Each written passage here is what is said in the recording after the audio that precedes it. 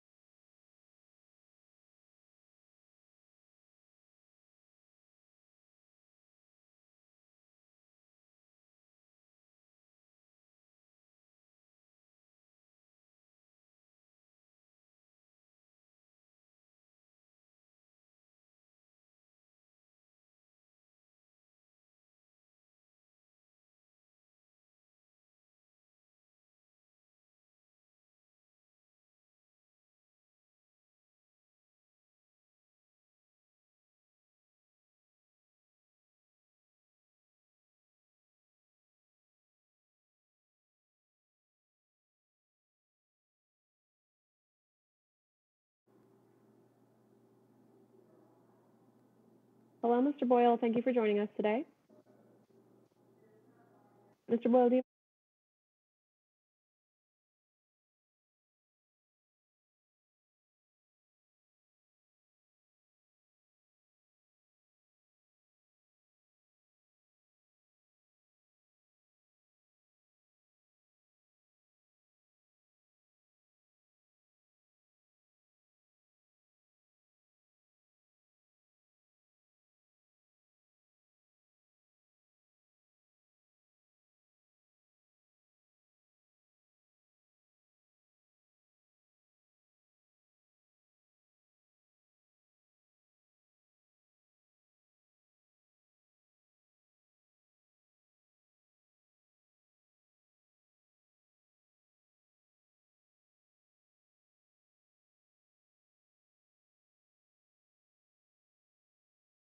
from the list, and you'll see the clock in 1100.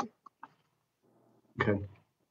Now, are we able to come down to the committee room to get, my joke doesn't work now because I forgot her name, the weather lady's autograph? I don't know. That's something you'd have to work out with the other staff, sir. Yeah, no, I was. I'm happy to do that. I'm happy to do that for you. Thank you. You're welcome.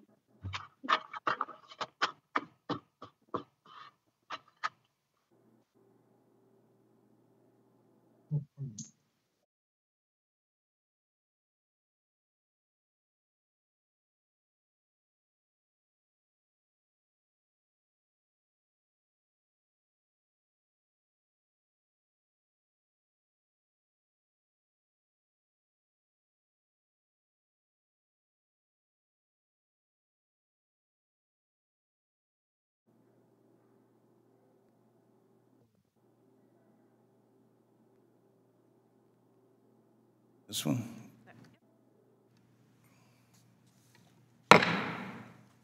The Subcommittee on Social Security will come to order. Welcome to our witnesses and audience members. Thank you, everyone, for being here today.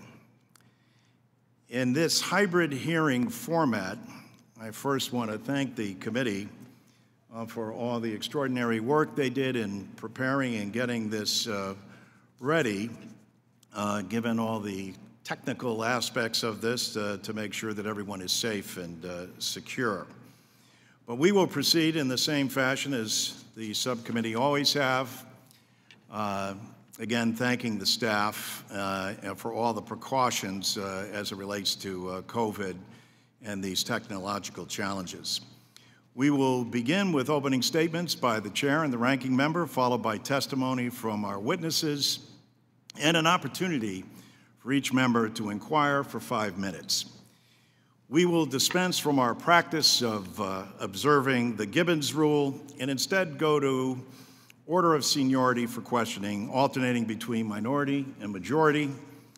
I know that we may have a few Ways and Means Committee members who are not members of the subcommittee who are joining us today. They will be permitted to inquire after the questions. As a reminder, members who are joining remotely will be responsible for muting and unmuting themselves throughout the proceeding. All members and witnesses, please make sure you keep your microphone muted when you are not speaking. This will help minimize the feedback. For those of you who are joining me here in person, it's good to see you all. You look fantastic. And for those joining us remotely, I'm glad you are able to participate as well. With that, I would like to welcome everyone to the Committee on Ways and Means Social Security Subcommittee's hearing on Save Our Social Security Now. Before we begin, however, I would ask everyone please rise as we observe a moment of silence for Supreme Court Justice Ruth Bader Ginsburg.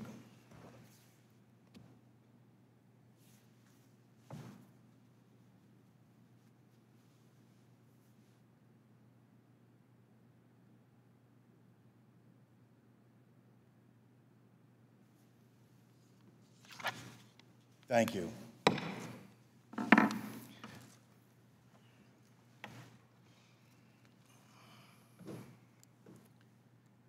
Thank you again. Why are we having this hearing today? What is the sense of urgency with Social Security? I would ask if we could please play the video. Payroll tax holiday to Americans earning less than $100,000 per year. In a few moments, I will sign a directive instructing the Treasury Department to allow employers to defer payment of the employee portion of certain payroll taxes from September 1st. And we're actually going to be making that. We just got the word. We're just getting some word from a lot of people. On November 3rd, I plan to forgive these taxes and make permanent cuts to the payroll tax. I'm going to make them all permanent. After the election, on the assumption that it would be victorious for an administration that's done a great job, we will be ending that tax. We'll be terminating that tax. On the other hand, the other group wants to raise taxes, and they may want to leave it where you pay it. But the payroll tax is a big deal for people. It's a tremendous saving for people, and we're going to be doing it, and we intend to terminate it at the end of the appropriate period of time. And this is a big number. And now at the end of the year, the assumption that I win, I'm going to terminate the payroll tax, which is another thing that some of the great economists would like to see done.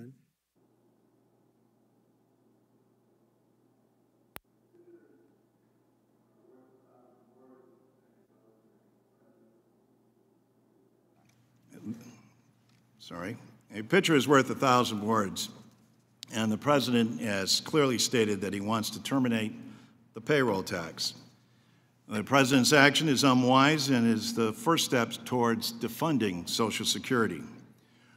More alarming, the president has made it clear in not only these clips, but on 14 occasions, he will terminate the payroll tax or cut benefits. What's worse, he's doing so during this pandemic when the most vulnerable amongst us, the elderly, need our support the most. This also comes at a time when Social Security is about to be paying out more than it's taking in. Further, as the chief actuary has stated, if the payroll tax were terminated, as the president has indicated he would do, the Social Security Disability Fund would be depleted in 2021, and the entire Social Security Trust Fund would be depleted as early as 2023. The bottom line, Americans would no longer be receiving their Social Security checks as early as 2021, something they rely on. It is this committee's jurisdiction and responsibility to ensure Social Security is sustainably solvent. The president's actions and statements have created the urgency to have this hearing today. Social Security was the signature plan of President Roosevelt that lifted Americans out of depression, provided them with financial security, and remains the #1 anti-poverty program in America. It does so by providing our citizens with the dignity they deserve and have paid for throughout their lives. As our beloved colleague John Lewis pointed out, Social Security is also a civil rights issue. As chair of this committee, I've made it my goal to educate Americans that Social Security is not a government handout, and it is not an entitlement. It is an earned benefit that they have paid for. It is easily verified by looking at their pay stub where it says Fica, as you see in the sign behind me, which stands for Federal Insurance Contribution Act. Whose contribution? Theirs. No American should be fooled or led to believe this is a tax.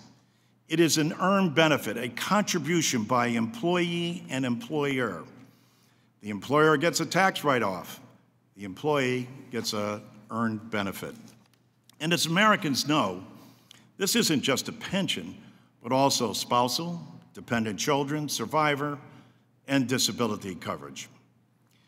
We don't have to go back to the Great Depression in 1929 to review the history and the impact of Social Security. We only have to go back to 2008 and 2009 when people witnessed firsthand and saw their 401ks become 101ks.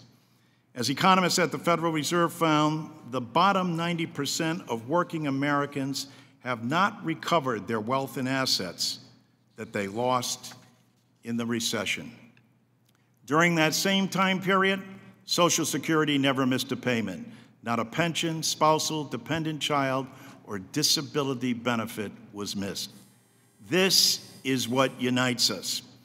Presidents, both Democratic and Republican, have understood the importance of Social Security. Presidents Eisenhower and Reagan worked to enhance and secure Social Security, not terminate it. For every hour our citizens have worked making contributions to their insurance plan reflects the self-reliance and dignity of this program. This is a vital compact between citizens and government. It is a sacred trust they have come to rely on. It is their Social Security. Now, in the midst of a pandemic, we are facing historic recession with 30 million people unemployed, and more Americans are relying on Social Security than ever before. Americans are suffering. Millions are facing evictions, can't feed their families, have lost their jobs. More than 200,000 have already died. This is not the time. This is not the time to terminate payroll taxes and defund Social Security. It's hard to imagine a time that could be worse. This is what our hearing is about today. Bottom line, whether well-intended or ill-informed, we are here today to clearly state, don't mess with our Social Security. We will discuss two bills today to block the president from doing just that. Whether we use the Congressional Review Act or simple legislation to make its executive action null and void. During a congressional hearing, Americans want to see things put straightforward in common sense and plain language. Therefore, I would like to submit for the record statements from Republican senators who I commend for coming out against the payroll tax. You'll see on the poster, I will spare the reading of these quotes from Senators Grassley, Thune, and Collins, but would like to submit them for the record. I would also like to note for the record that Ranking Member Kevin Brady has a bill too. On one hand, I commend Ranking Member Brady for wanting to provide relief to Americans, but it is wrong-headed to take it from Social Security. And by the way, the HEROES Act, which would have provided twice as much relief to a family of four and singles mothers, we passed back in May. Many witnesses will address his bill, but I want to submit for the record a chart that contrasts the HEROES Act and the Brady bill, which the House took up, as I said, back in May, and the Senate has yet to take up.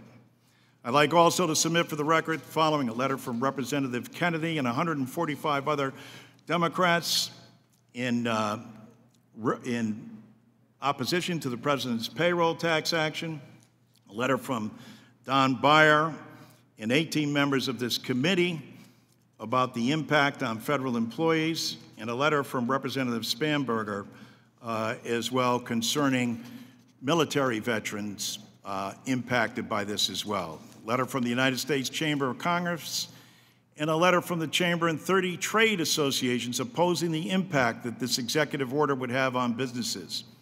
Would also like to thank the AARP and the Paralyzed Veterans of America and AFG for their endorsement and submit for the record their letters of support, along with more than 100 organizations endorsing legislation to overturn the payroll tax deferral. Quotes from business leaders, opinion writers, and advocates and experts opposing the payroll tax deferral, and the president's statements that he will terminate payroll taxes. I'm also submitting polling data showing overwhelming bipartisan support of the American people for Social Security as an earned benefit program and opposing benefit cuts. A letter from the Social Security actuary stating that terminating payroll taxes would end disability benefits in 2021 and all benefits by 2023. A memorandum from the Center for Progress outlining 14 times President Trump has stated he will cut or defund Social Security. A letter from the descendants of New Dealers responding to erroneous reporting about Social Security. A letter from the Leadership Council of Aging Organizations, a coalition of 69 national not-for-profit organizations concerned with the well-being of Americans' older population, who are also endorsing the Save Our Social Security Now Act. And with that, I will recognize my good friend and distinguished leader, Republican leader, Tom Reed. Thank you, Mr. Chairman. Mr. Chairman, I thought we would never stoop to this level in this chamber, in this committee room, to what is going to happen here today. You are making an accusation against the Republican Party and the President of the United States that is false. We are not here as a party to terminate Social Security. The President is not defunding Social Security. Let us be very clear, the hypocrisy that is on display here today. President Obama, after the 2008 collapse, issued a deferral of payroll tax that was accepted by this Congress and that was carried forward. What President Trump did is he deferred the payroll taxes by executive order so that people would have access to some of their cash. We have not been able to come to a bipartisan agreement to provide additional relief to folks back home who are suffering. And what we're hearing today is that what President Trump and what the Republican Party wants to do is to terminate Social Security. You know and I know that the Washington Post has issued 4 Pinocchios on this claim. 4 Pinocchios is essentially the Washington Post declaration that this is a falsehood. And what we should not be doing is scaring our American seniors at a time when we are dealing with a pandemic that is taking their lives at an alarming rate. We should be coming together as Republicans and Democrats to take on the crisis and the immediate crisis that is facing them today. Today we have a witness on our panel that is going to talk about the loss of her grandparents during this crisis and the nursing home crisis in New York State. That is the alarming crisis that we face. But yet we are in the political season. We are in the silly season. So now what we are engaging here in this committee room, this sacred committee room, where serious legislatures have serious debates on the serious policy issues facing America, and we are engaging in political theater to engage in the presidential politics of the day on something that has been declared by even the Washington Post to have received 4 Pinocchios, which is the ultimate lie factor that they've declared. We must dedicate our energy in this committee room to finding real solutions for the American people. You know and I know that we are committed to protecting Social Security. And when the President issued those words, I believe what he was intending is saying that when the deferral under his executive order needs to be addressed, that Social Security Trust Fund would be taken care of, that we will do what we did after 2008 and make sure that the trust fund was made whole by transferring from the general fund to the trust fund, those dollars that were going to the people's pocket as a result of the action that was taken. So I urge my colleagues, don't engage in this political circus. Don't engage in this theater. Don't scare our seniors today. They've been scared enough. We don't need to do this. We don't need to do this to them. We believe in Social Security. You know, I was raised on a Social Security check. You know that I am committed to it. You know that my mom had to raise 11 kids as a single mother when her husband died when I was 2. And to suggest because I wear the Republican brand on my political party that what my mission in life is to do is to terminate Social Security so that people and seniors will die and not have access to Social Security is patently offensive to me, personally. We want to work with you. We don't want to engage in this political theater. This is just pure fear-mongering, playing to the political election cycle of 2020. So I encourage you, don't do this.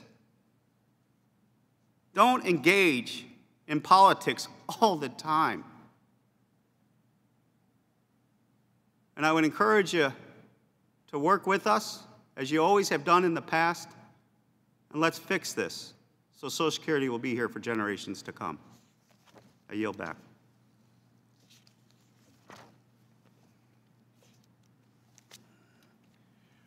Thank you, Mr. Reed. Without objection, all members' opening statements will be made part of the record.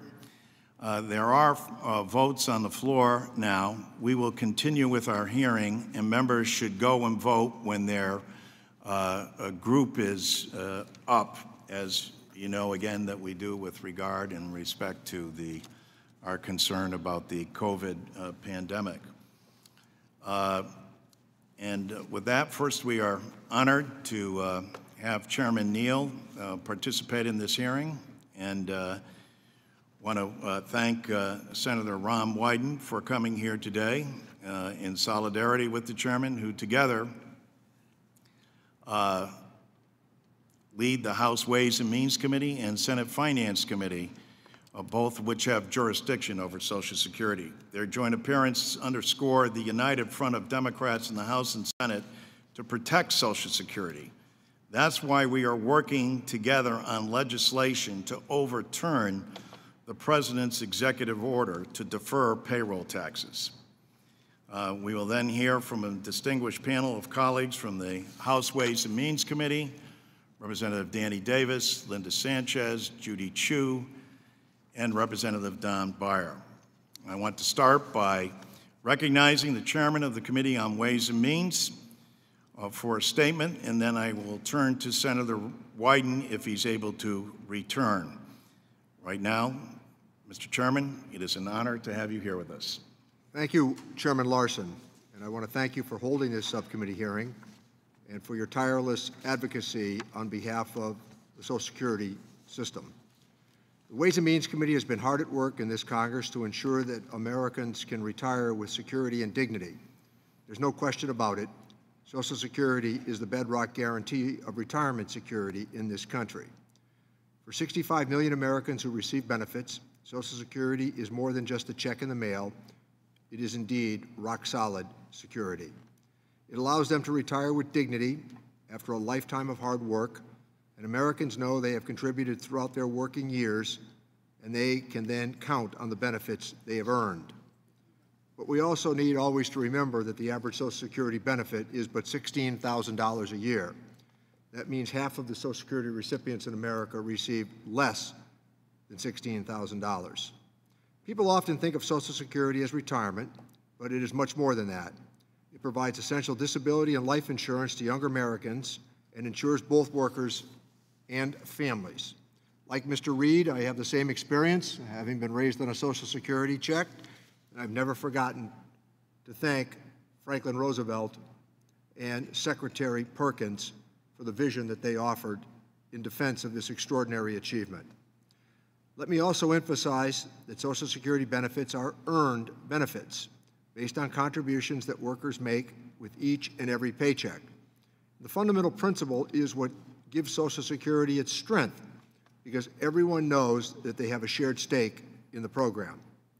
And we do. Each and every one of us has a stake in Social Security because we've paid into it.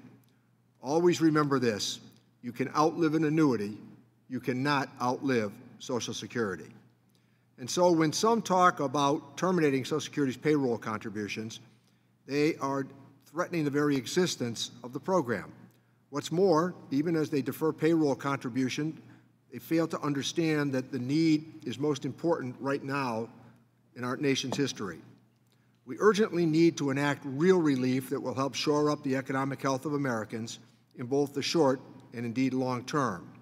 We can make families' lives easier by getting them another round of economic impact payments and making sure they automatically receive that benefit as well. And for unemployed workers, reinstating and extending the $600 federal emergency unemployment compensation, the supplement, will allow them to afford life's most basic essentials like food and housing. We should accept the grim evidence that was presented by the head of the Federal Reserve Board yesterday that we need to proceed with the basis of liquidity in our system and making sure that the citizenry has enough support not only for daily sustenance, but just as importantly, to create demand. The HEROES Act, which passed the House 4 months ago, needs to be enacted. Before I conclude, I want to comment on a related topic. In Massachusetts and a number of other states, we have a long-standing problem called the WEP. Mr. Brady and I are almost in full accord on trying to fix this challenge. It affects police officers, firefighters, teachers, and other public servants, many of them on the front lines of COVID, who have paid into Social Security for part of their careers and into a separate state or local government pension plan for part of their careers. We want to continue to work to address this problem and provide some much-needed relief to these individuals. So thank you again to my colleague, Chairman Larson, for his leadership, as always, in defending Social Security. We always want to be together on defending this essential program.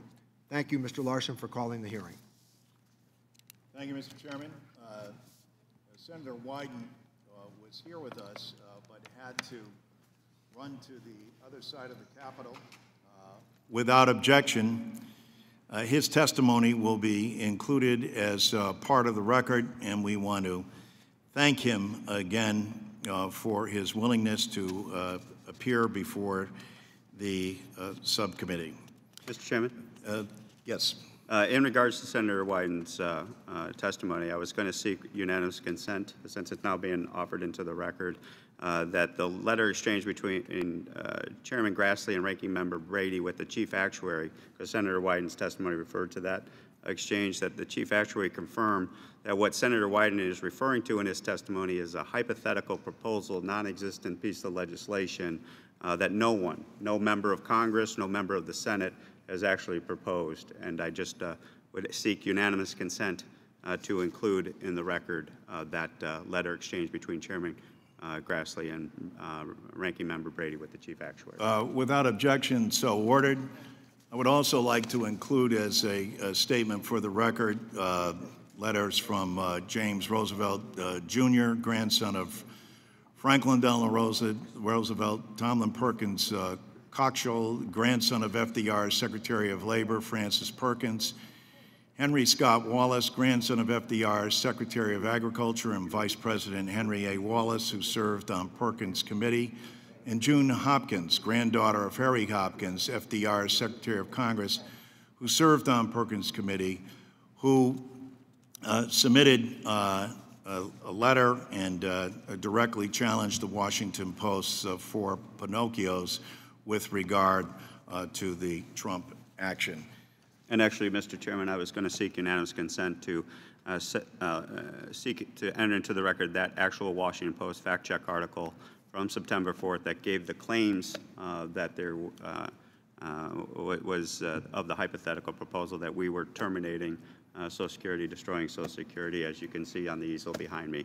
into the record. And without objection, so ordered, as will the statements of these descendants of the new dealers who brought this to fruition. Chair would now recognize Dan Davis. Thank you, Mr. Chairman, members of the subcommittee, Chairman Neal. I thank you for the opportunity to testify at this hearing. Social Security is a low-cost, high-quality retirement program with a progressive benefit formula that helps mitigate the economic inequities of lower wages, higher unemployment, and limited access to workplace retirement plans experienced disproportionately by workers of color. It also offers amazing life and disability insurance programs that provide substantial benefits at far lower rates than any private plan. African Americans experience lower wages, higher unemployment, limited offers of workplace retirement plans, and poorer access to quality health care, food, and education, all which contribute to higher rates of disability and premature death, leaving Black children more likely to live with grandparents than their peers. I see the lives cut short by poverty and racial health disparities firsthand. In my district, if one rides the train from within the Chicago Loop, just 7 stops west to Garfield Park, the life expectancy plummets from age 85 to under 69. When a parent dies or is disabled, his or her children benefit from Social Security, survivor, or disability benefits, benefits that the parents earned. My district has one of the highest rates of grandparents raising grandchildren in the country. So I know how critical Social Security is to keeping retirees and young children out of poverty. I see the tears of relief when people learn that the payments made to Social Security from decades of paychecks can provide the help they so desperately need, insurance they could never have afforded otherwise. Maya Angelou once said, and I quote, "When someone shows you who they are, believe them the first time." President Trump has said at least half a dozen times that he intends to terminate payroll taxes. I wholeheartedly oppose Mr. Trump's executive action, deferring payroll taxes and his stated plans to permanently terminate payroll taxes altogether. We must believe what he says the first time and pass H.R. 8171 and H.J. Res 94 to block the administration's unilateral payroll tax deferral. Social Security is too fundamental to the fabric of our nation to do otherwise. So I thank the chairman for holding this hearing today. At the time of his assassination, Dr. Martin Luther King was focusing the civil rights movement on economic justice and the opportunity gap that exists in this country. So, Mr. Chairman, I share your view that a strong Social Security system is a civil rights issue because it addresses the structural barriers that keeps groups of Americans poor. I thank you for the opportunity to testify and yield back the balance of my time. I thank the gentleman, and I thank him and Ms. Sanchez, Ms. Chu, and Mr. Beyer, who are part of the second panel. We have just received word also from Senator Wyden that he went back to the floor, but we're hoping that we might be able to get him to testify remotely, and if we can work that through, that will take place. But now I would like to recognize Ms. Sanchez.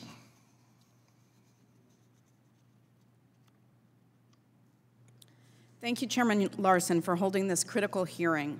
The COVID-19 pandemic has hurt every community in our country, but it has hit some far harder than others. While we may all be weathering the same storm, we are certainly not all in the same boat. Latinx families have been stretched beyond our limits.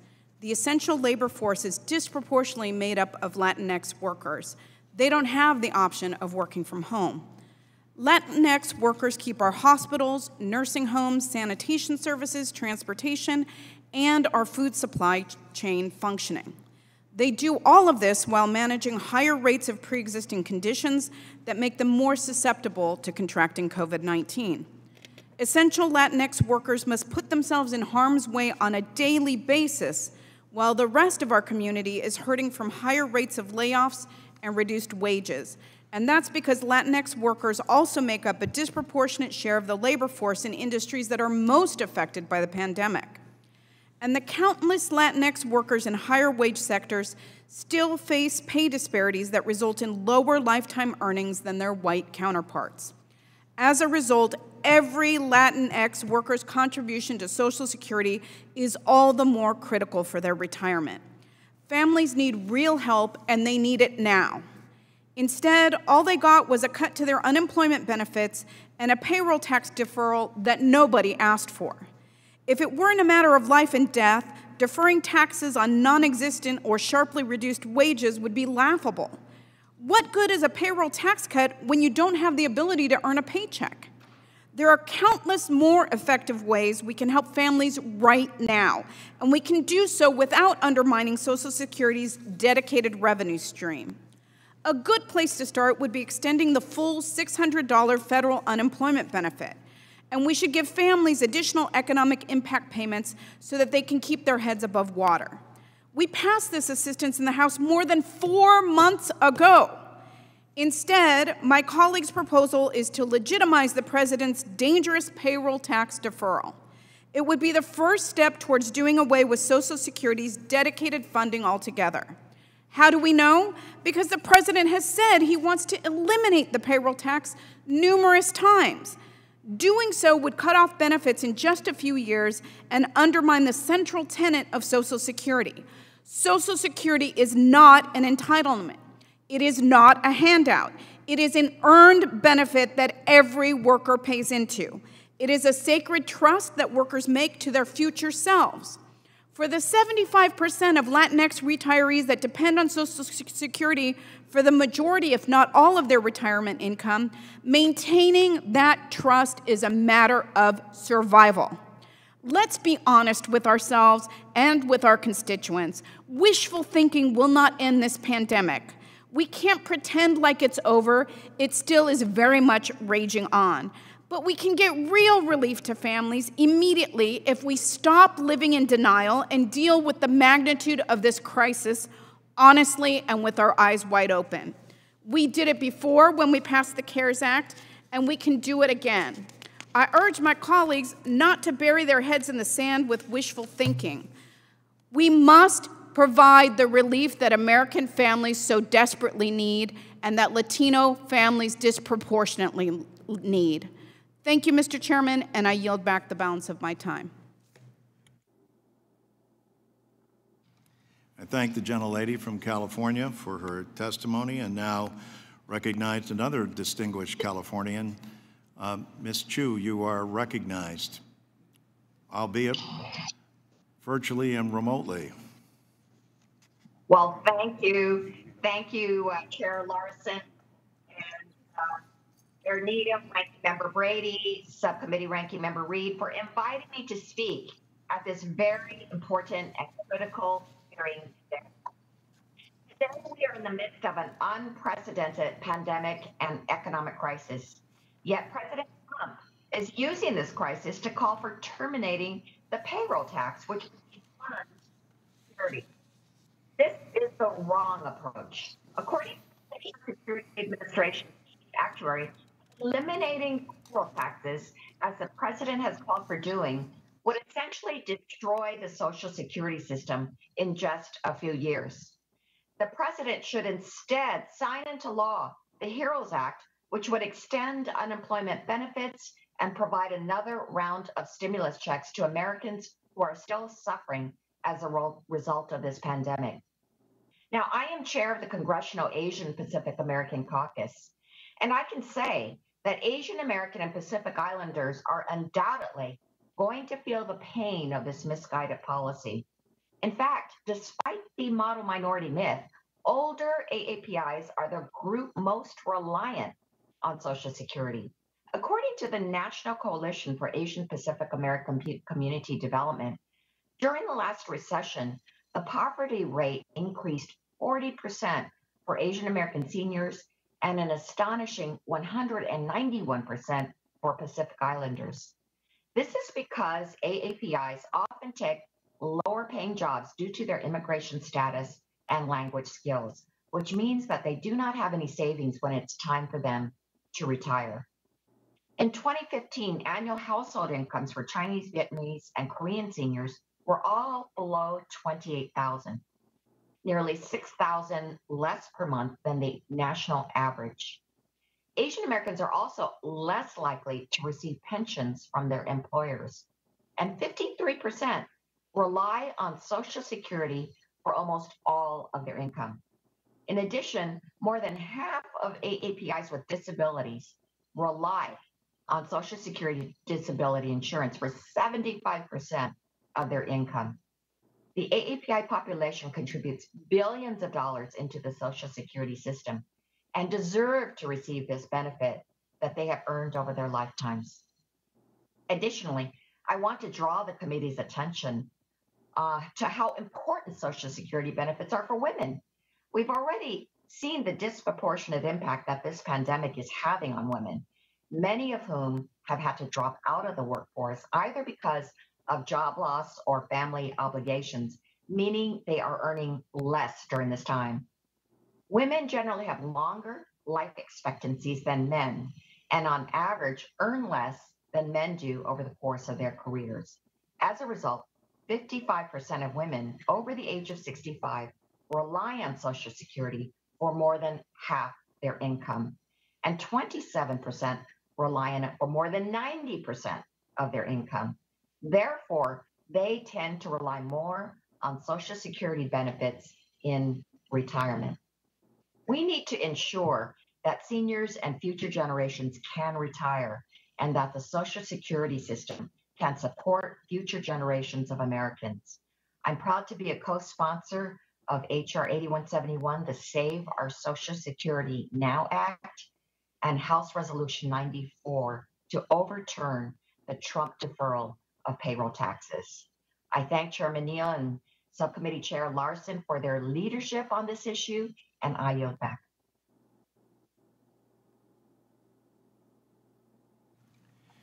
Thank you, Ms. Chu. And we'd now like to recognize the gentleman from Virginia, Mr. Byer. Mr. Chairman, thank you very much. And thank you, Chairman Larson and Ranking Member Reed, for having this hearing and for allowing me to offer witness testimony. I have the privilege of representing Northern Virginia, which is home to the highest concentration of federal workers in the country, as well as the Pentagon and many other major military installations. President Trump's tax deferral, which is mandatory for federal employees and military service members, has put many of my constituents in difficult position. In the short run, they'll see more money in their paychecks at a time when that need is keenly felt, and many will be tempted to spend it. But under current law, they have to repay that money through double taxation beginning in January. Soldiers and federal workers have written to me saying that the guidance they have been provided by their branches or agencies has been confusing and or misleading. One, an Army captain, expressed concerns that many of those who serve under him may not realize or prepare for the significant cuts to their paychecks, which President Trump has set them up to receive in January. He wrote, and I quote, "Dear Representative Byer, I'm currently serving as an officer in the U.S. Army, interacting daily with soldiers as part of my job. Nothing in my life means more to me than the well-being of these young men and women. The current administration has implemented a payroll tax deferral for all federal employees as part of its COVID-19 economic stimulus. However, this money is also required to be paid back in its entirety from January to April of 2021. Otherwise, employees will incur additional fees. Recently, it was announced that members of the military will not have the option to opt out of this program.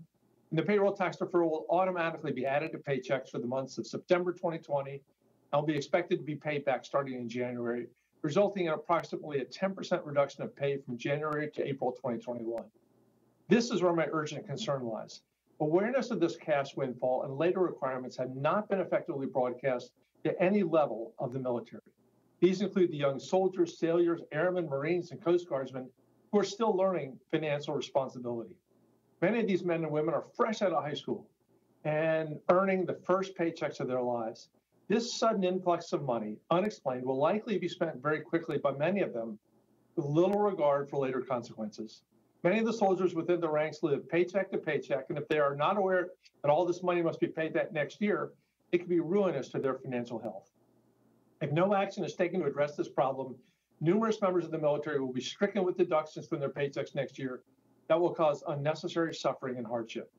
As service members have their incomes reduced as a result of the IRS recouping the tax-deferred pay, many will struggle to make payments on vehicles, families will struggle to pay rent and buy food, and the men and women who volunteer to serve their nation will find themselves unable to provide for themselves and their loved ones. If service members do not immediately set aside the entirety of their tax deferral this month, they place themselves at risk of not being able to make ends meet next year. But no official information about this policy has been broadcast to service members, meaning many in the military will spend this money without thinking and be affected later with financial hardship. The decision to not allow members of the military to opt out of this deferral was also reckless and shows significant short-sightedness on the part of the country's leadership.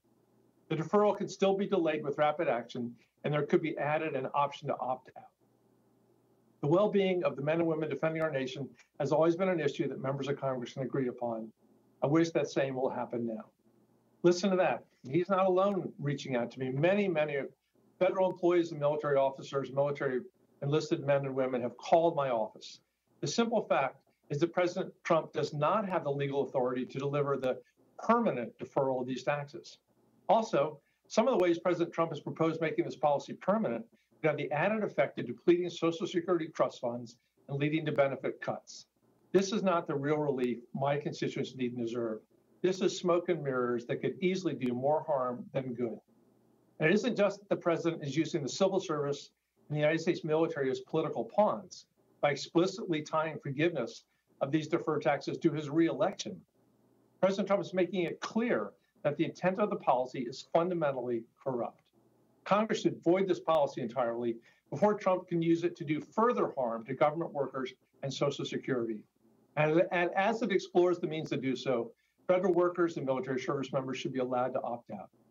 I would note that the business community and private sector objected strenuously to the payroll tax deferral as unfair, unworkable, unwise, and were allowed the option of not participating, which nearly all of them have chosen.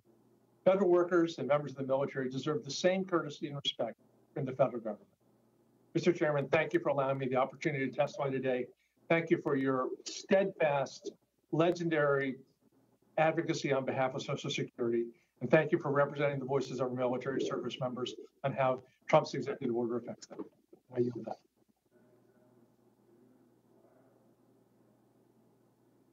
Thank the gentleman from Virginia, Mr. Byer. And as customary, we will excuse our members, witnesses, and move to our final panel. I would just note that we are going to make an attempt to try to have Senator Wyden testify if possible. He will do so remotely, and we'll try to fit that in as we go forward. But now we turn to our panel of outside witnesses. We have a distinguished panel here with us today to discuss the importance of maintaining Social Security's payroll tax contributions and the short-sightedness of the president's deferral. With us today will be Amy Matsui with the National Women's Law Center, who will talk about its importance to women, especially women of color. Will Goodwin, a West Point veteran himself representing Vote Vets, will tell us how this threatens financial security for active duty military and veterans alike. Robert Roach, with the Alliance for Retired Americans, will focus on the impact of retirees who receive no benefit at all from the president's plan. And then Nancy Altman with Social Security Works, and Max Rickman also with the National Committee to Preserve Social Security and Medicare, who are experts on Social Security and Medicare. I look forward to hearing their testimony. We also have with us Janice Dean, a well-known meteorologist from Fox News who has very personal testimony to share with us as well. We will proceed in the following order. But before we do, we have been joined by Senator Wyden. So I would pause our experts and go forward and have the senator from Oregon come and testify. First, Senator, we would like to acknowledge before you testify the horrific circumstances that citizens on the West Coast and California and Oregon and Washington State are experiencing, and know firsthand of your dedication and work with our members. Earl Blumenauer was to be here to introduce you, but he's on the floor voting, and you've just come back from the floor, and duty does beckon. But we are indeed honored to have the Democratic leader of the Finance Committee of the Senate here to testify before us. And without further ado, the Honorable Senator Wyden from Oregon. Thank you very much, Mr. Chairman. I also want to thank my colleagues on the other side of the aisle for the courtesy in all my years in public service. This is why I was called away. I've never had a situation where a member of the other party got up to ask unanimous consent to throw in the garbage can a law that I and our former colleague Chris Cox of California wrote with respect to technology, and we were given no notice. So I just had to go over there, and suffice it to say there were spirited words. Mr. Chairman, and I'm so sorry our friend Congressman Blumenauer had to go. We all have just kind of one plane. I was co-director of the Oregon Gray Panthers years ago, the senior citizens group, for about 7 years. Those were the days when I had a full head of hair and rugged good looks and that kind of thing. And so I have always felt that Social Security is a lifeline. And particularly when you think of the elderly widows who every month are balancing on an economic tightrope, trying to balance the food bill against the rent bill, and the rent bill against paying for out-of-pocket medical that Medicare doesn't cover, you get a sense of what the stakes are here. And I will tell you, I've seen a fair amount in my time in public service like you, but nothing really can compare to a billionaire president announcing from the ballroom of his private golf club to a nation enduring mass death and economic collapse that his big rescue plan is to steal from Social Security. And it was Saturday, August 8th. President, I guess, had just gotten off the links. What a scene for history. The specific policy the president proposed was a payroll tax deferral through 2020.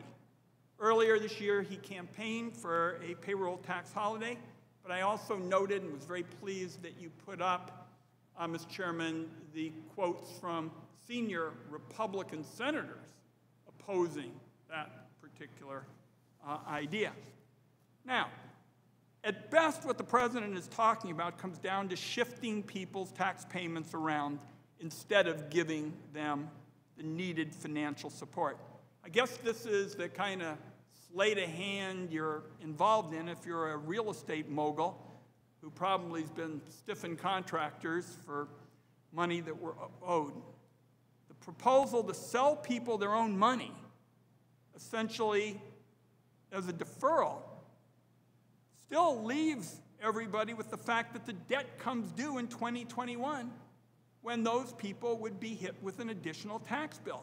That, of course, is why so many employers from sea to shining sea are not taking Donald Trump up on this dud of a proposal. Now, a tax deferral does juice people's paychecks for a few months. I'll acknowledge that. But the president made it clear in his ballroom speech that he doesn't want to stop with a temporary deferral. He said, if I'm victorious on November 3rd, I'm going to forgive these taxes and make permanent cuts to the payroll tax.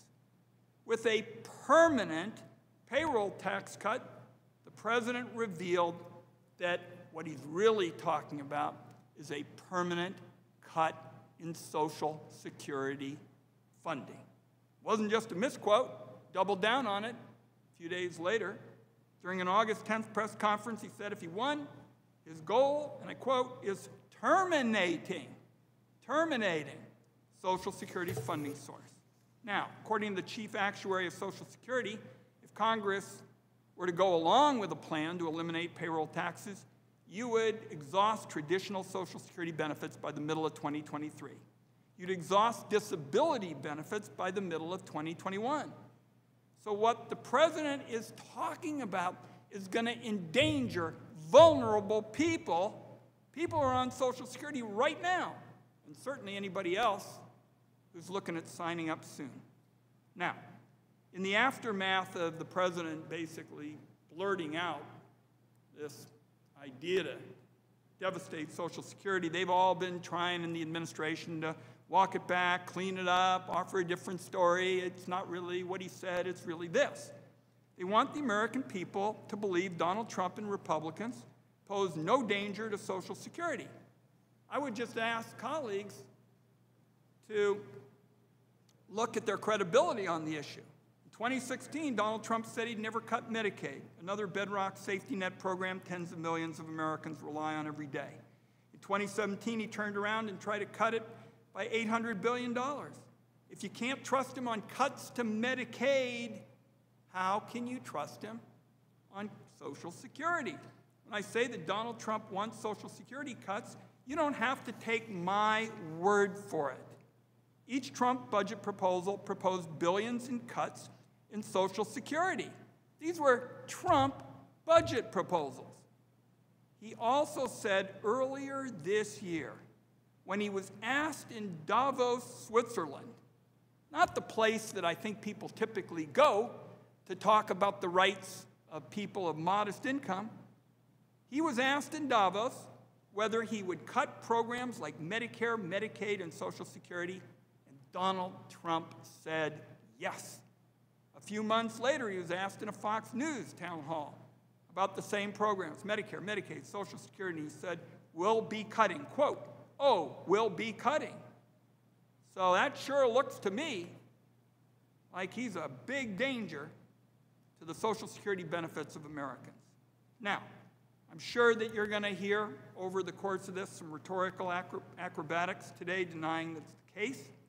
Stuff that sounds like administration officials, again, are, as I indicated, scurrying around trying to clean up the administration's messes.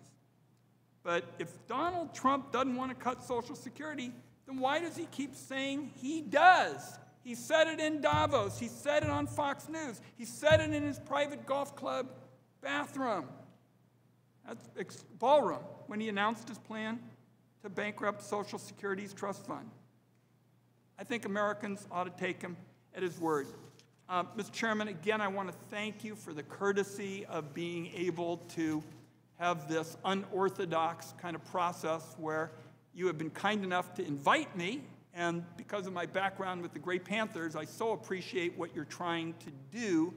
And then my jumping off, I see our friend from New Jersey, Congressman Pascrell, another great senior advocate. And by the way, I didn't get to hear from Congressman Reed, but he and I have had some very good talks on a couple of other subjects, including energy. I think we disagree on this one, but that's the nature of the way you have debate in a civil society. So I very much appreciate your courtesy, Mr. Chairman, and look forward to working with all of you in a variety of areas. Thank you. Well, thank you again, Senator. And again, our hearts go out to you and everyone in Oregon for all you're enduring with these fires. And speaking of gymnastics, we appreciate your artful ability to get from the House to the Senate and back again, and take time from your busy schedule to deliver your very poignant remarks. I'll recognize Tom Reed. And Mr. Chairman, I do appreciate the Senator. We've had a very good working relationship, and I do enjoy it. And when we disagree respectfully. So thank you, Senator. And our thoughts go with you to your great state. Thank you, Senator. And we had identified the our other expert witnesses who will be testifying. They will go in this order. Nancy Altman, President of Social Security Works. Mr. Will Goodwin, the Director of Government Relations for Vet Votes. Ms. Amy Matsui, the Director of Income Security and Senior Counsel to the National Women's Law Center. Ms. Janice Dean of New York, meteorologist with Fox News.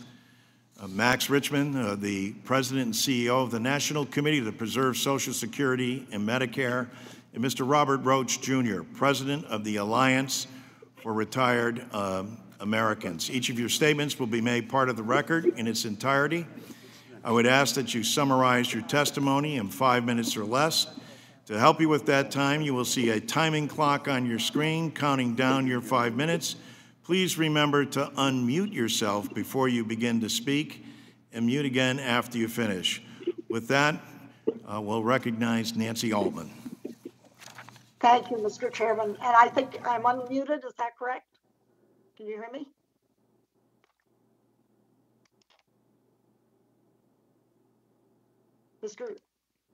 Mr. Chairman, am I?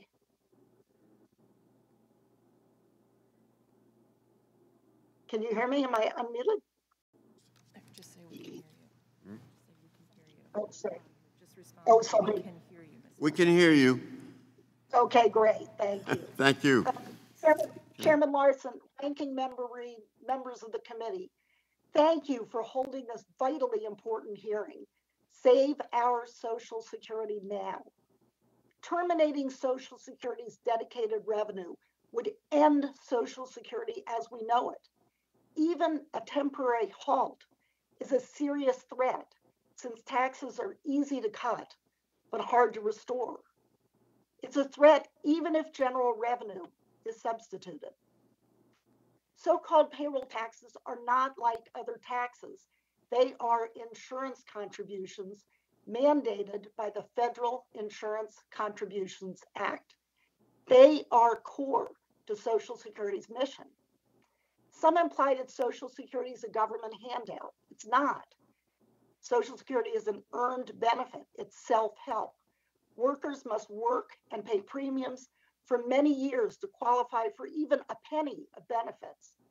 President Eisenhower may have explained it best. Quote, retirement systems by which individuals contribute to their own security are but a reflection of the American heritage of sturdy self-reliance, which has made our country strong and kept it free. The Social Security program furnishes on a national scale the opportunity for our citizens through that same self-reliance to build the foundation for their security, unquote. Substituting general revenue for those premiums breaks the link between contributions and benefits. It threatens the self-help, earned benefit nature of Social Security. And it threatens Social Security in another way. Social Security does not add a penny to the deficit, and so cannot be changed through reconciliation. In light of today's unprecedented deficits, this is more important than ever. In 2011 and 2012, when Republicans refused to extend the Making Work Pay tax credit, Democrats agreed to a 2% FICA cut.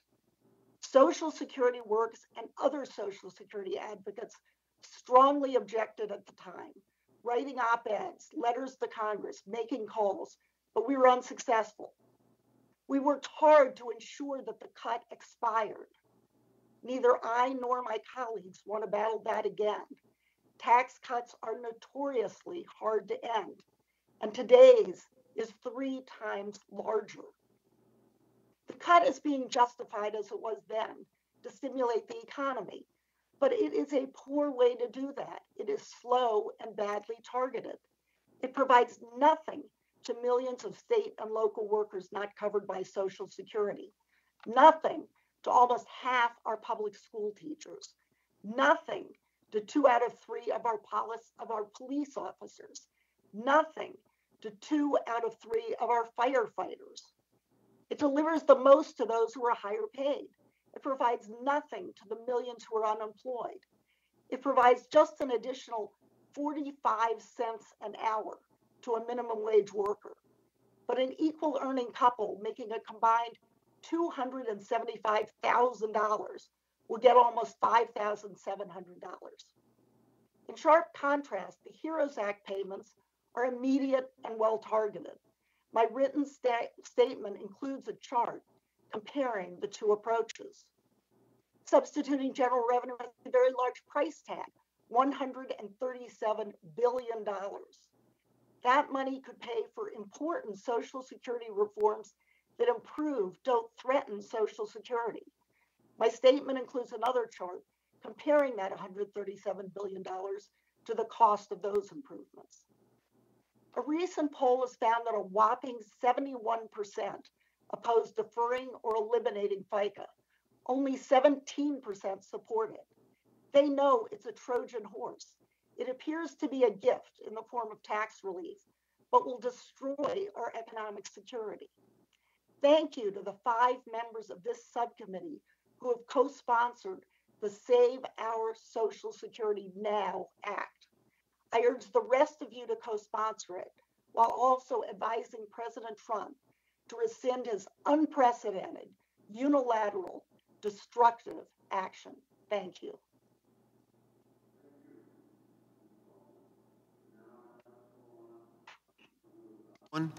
Sorry. Mr. Will Godwin, the Director of Government Relations for Vote Vets, and we welcome him here today. Mr. Godwin. Chairman Larson, and Ranking Member Reed, thank you for providing me the opportunity to elevate the voices of our more than 700,000 Vote Vet supporters who represent just one of the communities with a clear stake in today's discussion. And yes, they need economic relief as we grapple with COVID-19. But President Trump's tax deferral is the wrong answer to active duty military families and to veterans who are serving in the federal workforce. And it's a wrong answer that we yield grossly irresponsible consequences for the more than 9 million veterans who have earned and now receive their Social Security. For years now, the highest levels of the U.S. military have told Congress and the public that financial literacy amongst members of the military is a challenge and a matter of military readiness and national security. And it's exponentially complicated by the reality that our troops are relentlessly targeted by payday lenders and for-profit colleges. Forcing this payroll tax decision on that same U.S. military will do real harm and does not allow time for the deliberate policy and planning practices that help educate and mitigate the impact of a decision like this on the rank and file. There will be service members who see extra money in their bank accounts but do not understand that they will see less in their accounts come January. The advice from military publications and outside groups has been, don't spend the money, just hold it. The Sergeant Major of the Army himself tweeted, quote, be prepared to repay your payroll tax deferral. Check your LES this month and set the, quote, extra money aside, end quote. That's not real relief. And it's certainly not how the greatest military on earth should be forced to educate its personnel. There are military families who will need money to meet obligations in the immediate future. Families in which civilian spouses have lost jobs during the pandemic and, like millions of others, are adjusting to a new economic reality. These families own homes, have student debt, and must make car payments. And if they use this payroll tax deferral to survive these next few months, instead of receiving real relief, they will be forced to foot the bill come January, even if that means having to take on additional debt from vicious predatory lenders. We know from reporting that in the corporate world, where employers have the decision to exercise when it comes to this payroll tax deferral, many are choosing not to do so because it's not right for them or their employees. But when it comes to our armed forces, the military service chiefs and leaders down the chain of command do not have that same freedom.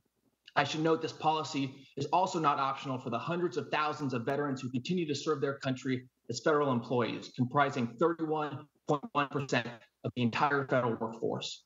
And finally, as others have discussed in great depth, If payroll taxes are not collected, then this move will serve to defund Social Security. Forgiving these dollars now at the expense of Social Security is not a valid response to the concerns I've raised today. President Trump has stated publicly numerous times that he plans to eliminate payroll taxes, the dedicated funding source for Social Security, altogether if he's elected to a second term. This most recent action is the first step in an effort to defund, dismantle, and destroy Social Security, and it's an affront to veterans and their families. The importance of Social Security to veterans should come as no surprise to this subcommittee. In 2019, over 9 million Social Security beneficiaries were veterans, 19% of all adult beneficiaries. And for almost half of veteran beneficiaries receiving disability insurance in 2010, Social Security benefits represented 3/4 or more of their income. Without Social Security, 43% of veterans receiving SSDI would have fallen below the poverty line. A policy that defunds Social Security is pitting those still in uniform and veterans in the federal workforce against the heroes who came before them. Somewhere, a young military family navigating this economic crisis will receive a minimal change in their paycheck. And if Congress doesn't pass legislation, they will be forced to turn to payday lenders to make up for those dollars come January. And if Congress does, those families will be receiving dollars at the expense of their heroes, brave men and women who served decades before them on the same basis here at home and in dangerous places around the world, and yes, who have earned their Social Security and the ability to live their retirement with dignity. VoteVet strongly supports Chairman Larson's bills to overturn the president's actions, H.R. 8171 and H.J. Res 94. We ask all members of Congress to co-sponsor the chairman's legislation and for the House to bring them to a vote. Veterans and military families weathering this pandemic need real economic relief, and they need it now. They need the bold, immediate relief passed in the HEROES Act 132 days ago. Thank you. Thank you, Will. Now we'll hear from Ms. Amy Matsui. Chairman Larson, Ranking Member Reed, and members of the subcommittee, thank you for this opportunity to testify. My name is Amy Matsui, and I'm the Director of Income Security at the National Women's Law Center. I would like to thank my colleagues Catherine Menefee and Jasmine Tucker, who assisted me in preparing my testimony. Women, and especially women of color, face a greater risk of economic insecurity throughout their lives because our economy undervalues women's work. Women in the U.S. who work full-time year-round are typically paid only 82 cents for every dollar paid to men, and wage gaps are even larger for Black women and Latinas. Women bear disproportionate responsibility for caregiving and may work fewer hours or take time out of the workforce as a result. Women are more likely than men to work part-time and are overrepresented in low-wage jobs. Even before COVID-19, women were more likely than men to have incomes below the federal poverty threshold. At the same time, more women are breadwinners than ever before, with Black women more likely than women of any other race to be the primary source of support for their families. The fact that women are typically paid less means that they must provide for their families' needs on smaller paychecks.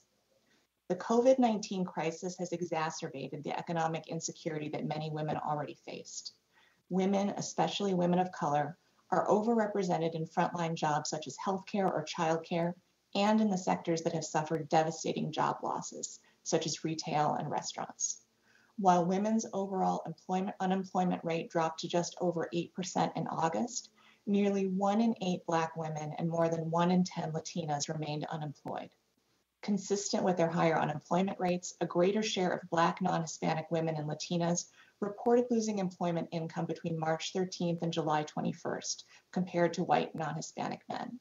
Moreover, Black women and Latinas were more likely to report food and housing insecurity. The cumulative impact of a lifetime of disparities means that women's risk of economic insecurity only increases in their older years. In 2019, the poverty rate for women 65 and older was 10%, compared to 7% for older men. Poverty rates are consistently higher for older Black, Latinx, Asian, and Native American women. The gender wage gap alone can cause women to lose $400,000 over a 40-year career, with the lifetime loss of earnings for Black women totaling over $900,000 and the lifetime earning loss for Latinas exceeding $1 million. The pandemic will likely have additional negative long-term effects on women's lifetime incomes, wealth, and overall economic security. As a result, it is hard to overstate how critical Social Security is to women's economic security. Social Security's progressive, lifelong, inflation-adjusted, and virtually universal benefits help mitigate the impact of women's lower lifetime earnings, longer average lifespan, and greater likelihood of living alone as they age. Social Security kept over 9 million older women, more than 1 in 5 in whom were women of color, out of poverty in 2017. That is why the executive order deferring employees' payroll tax contributions is so troubling, especially considering the president's statement that he would permanently eliminate payroll taxes if reelected. As the chief actuary of the Social Security Administration testified, if that were to occur, the Social Security Trust Fund reserves would become permanently depleted by the middle of calendar year 2023, with no ability to pay benefits thereafter. Deferring and potentially eliminating Social Security's largest source of income will compromise the finances of this incredibly important program, yet does little for eligible workers and nothing for the millions of unemployed people who desperately need financial support during the recession. Undermining Social Security would be harmful to everyone, especially to women who make up more than half of beneficiaries 62 and older. This executive action threatens the foundation of a secure and dignified retirement for older women, especially older women of color who particularly rely on Social Security. That is why the National Women's Law Center has endorsed H.R. 8171, the Save Our Social Security Now Act. During this unprecedented economic crisis, we should appreciate the value of stable, lifetime, inflation-adjusted benefits like Social Security, not look for ways to undermine them. Instead, policymakers should provide robust relief that centers the women of color who have been deeply impacted by COVID-19 and lays the groundwork for an equitable recovery. Thank you for the opportunity to testify today. I welcome any questions you may have.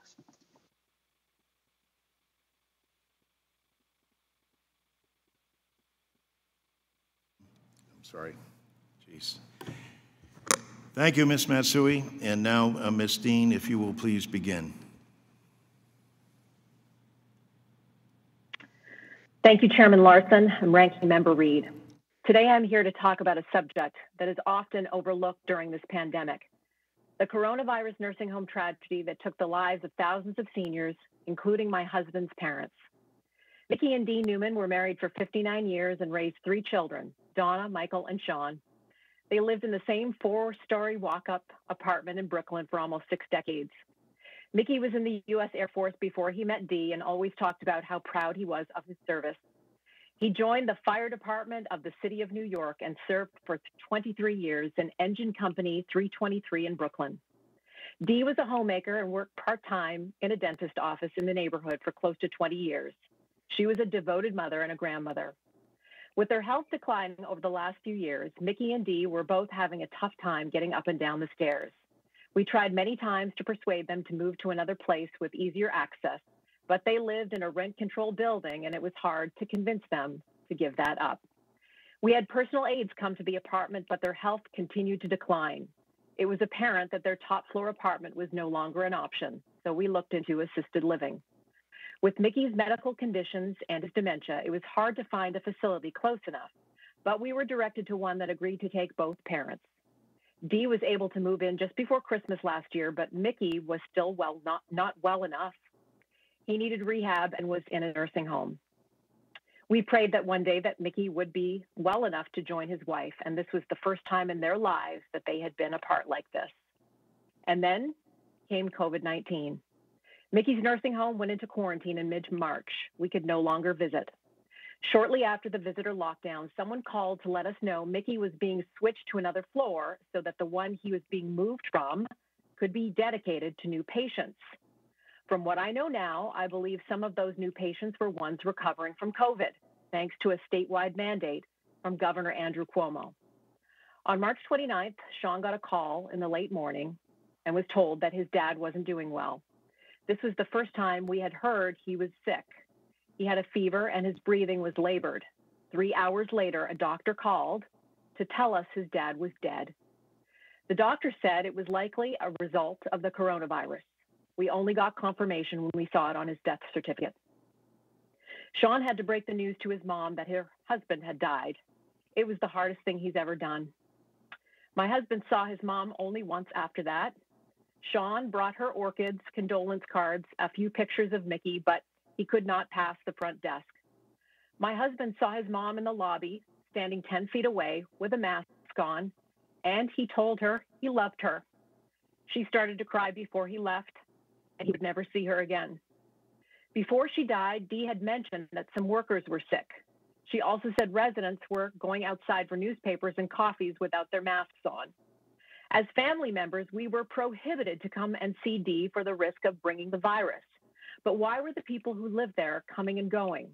We've asked these questions and we're told they could not deny residents of going outside as they pleased, even during a pandemic. A few days later, Dee's health went downhill. She was moved to a hospital. Sean talked to his mom the morning before nurses moved her to a different area in the hospital, and we knew that wasn't a good sign. She needed more oxygen, her throat was hurting, and she had a cough and a fever. During Sean's last conversation with Dee, the last thing she asked him to do was get some Easter gifts for our kids. She asked him, could he put her name on the presents?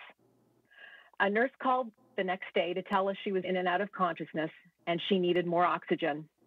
A day later, she died.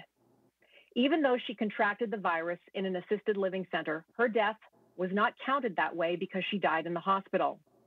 Apparently, New York is the only state that does not count the number of deaths in the hospital from patients that got coronavirus while in their elder care facilities. We still do not have the exact numbers, even though the governor and his health commissioner have been asked repeatedly to report them. Our grief and confusion turned to anger as we learn more about how elder care homes were turned into death traps. Our most vulnerable loved ones could not protect themselves. Thousands of family members have lost loved ones, many who would still be here today if they were better protected at a time when they were most vulnerable. Today, I use this forum to lend my voice to the thousands that have lost their parents and their grandparents. We need to learn from this tragedy to make sure it never happens again. I believe there needs to be a full bipartisan outside investigation with subpoena power. We need honest answers about why there was an order to put over 6,000 COVID positive patients into nursing homes for 46 days in this state, and why there didn't need to be a test for incoming patients prior to admission or readmission. Our governor, Mr. Cuomo, has rejected repeated calls for an independent investigation, saying that doing so would be political.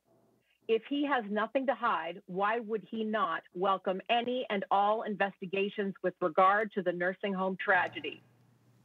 The death toll in our senior living facilities in New York is bigger than September 11th and Hurricane Katrina. This should not be about politics. It's about accountability for what happened to our parents and our grandparents who trusted us to look out for them. And I thank you. I thank you, Ms. Dean, and the chair took great kindness in extending you over the time limit, but we thank you for your poignancy. And with that, we will recognize Mr. Richmond. Thank you. Do you hear me all right? Yes. Yes, great. Thank you, Chairman Larson and Ranking Member Reed, for holding this important, for helping me navigate the technology to participate. And I needed a lot of help. Social Security benefits are financed through the payroll taxes on wages. $4.5 billion. Mr. Chairman, you mentioned in your opening comments a step further. There is never a time to terminate the payroll tax. Social Security is supported broadly by workers who pay this dedicated tax, or as the chairman has said on many occasions, a premium. It's a more accurate way to describe tax.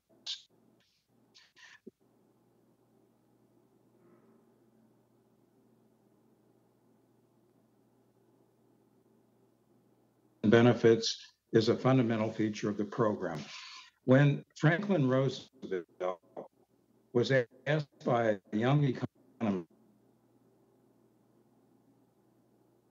We put those payroll contributions there so as to give contributors a legal, moral, and political right to collect their pensions.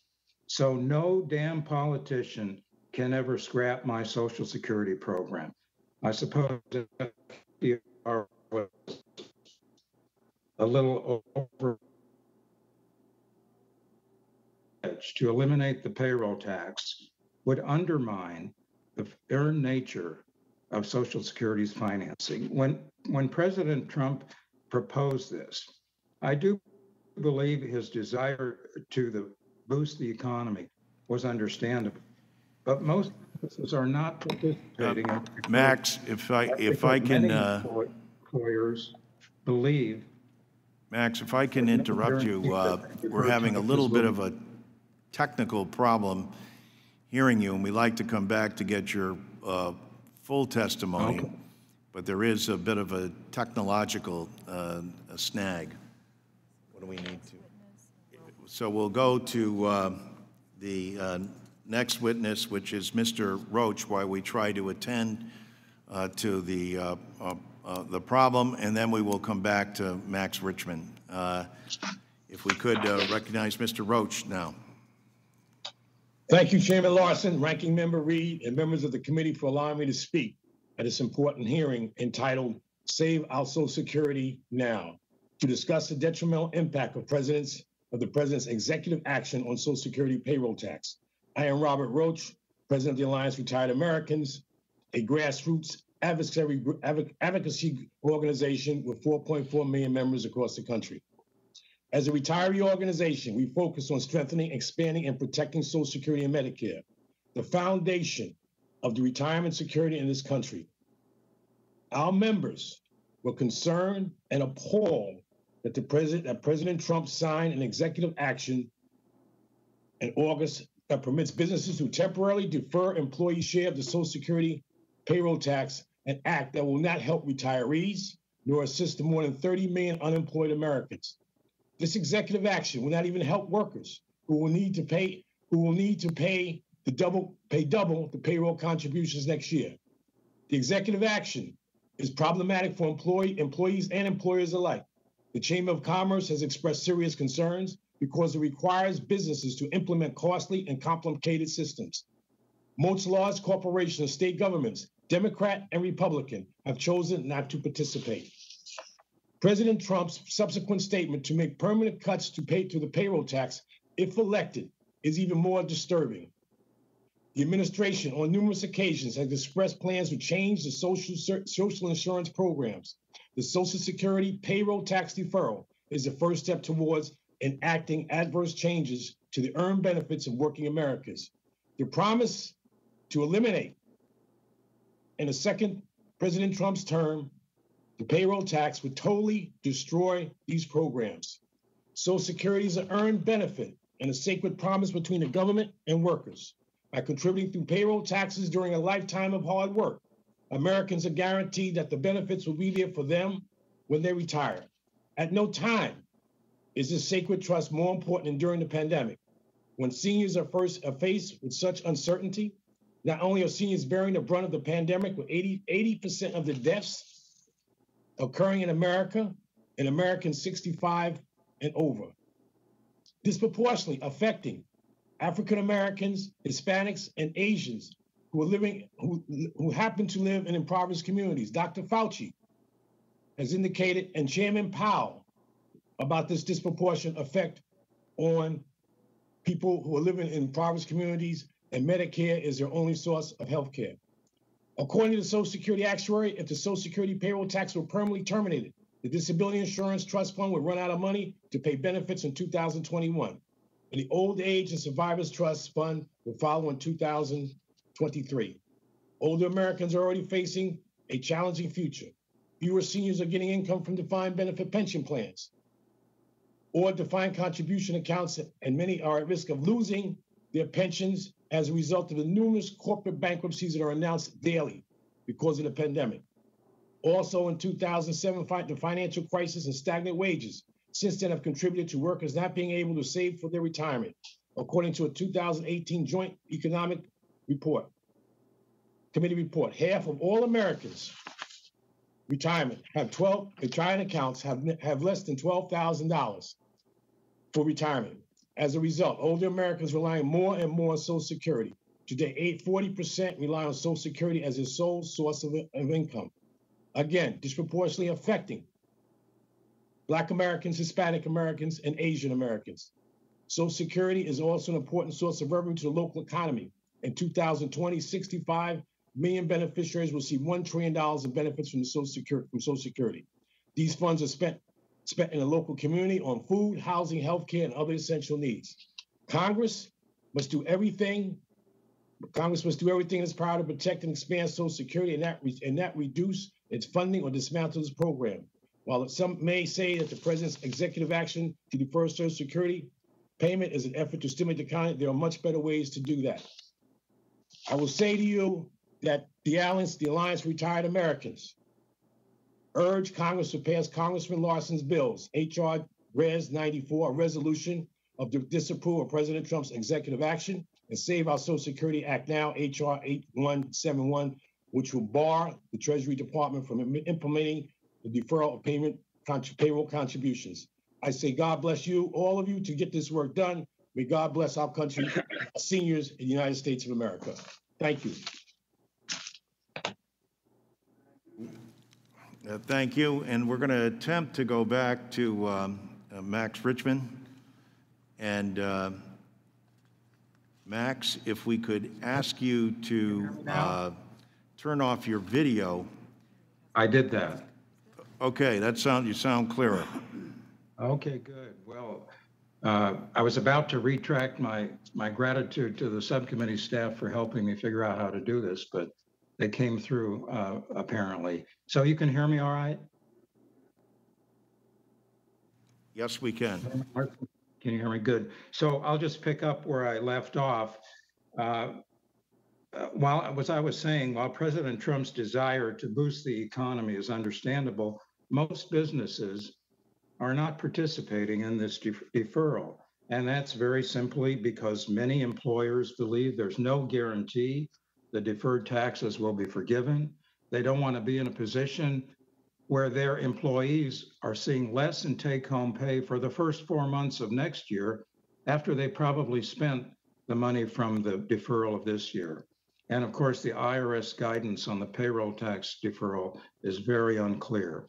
In addition, the payroll tax deferral is unlikely to help many of the people suffering the most from the COVID recession.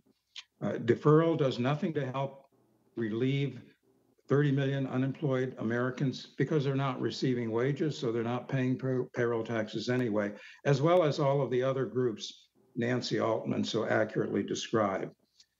And given that most businesses are unlikely to participate, many people with jobs will not benefit either. There are alternatives to the payroll tax deferral or cut, which would be more effective in targeting relief. Some of them have come up in the hearing already. A one-time relief payment that can put money in the hands of taxpayers quickly, making work pay tax credit, expanding the earned income tax credit. Congress should pass another COVID relief bill finally, and this legislation should include the previous forms of targeted relief that I mentioned. In the meantime, let's consider the consequences of this ineffective payroll tax deferral. Next year, to prevent a significant drop created by the deferral plan in the Social Security program, President Trump says the payback of deferred payroll taxes should be forgiven. What does that mean? It means Congress would be deprived of the Social Security Trust Fund revenue, foregone tax revenue, or it would replace this loss with general revenue. Neither of these is a good option. Replacing payroll taxes with general revenue would undermine the earned right nature of the Social Security program and make it vulnerable to those who would cut benefits in the future or privatize it. Terminating the payroll taxes altogether, as the president has called for, would be a disaster for the Social Security program and for beneficiaries. Under the worst case scenario, ending the payroll taxes with no reimbursement to the trust funds would permanently defund and undermine Social Security and Medicare. As has been pointed out, the chief actuary of Social Security has said that by 2023, if this happened, the program would have zero ability to pay earned benefits.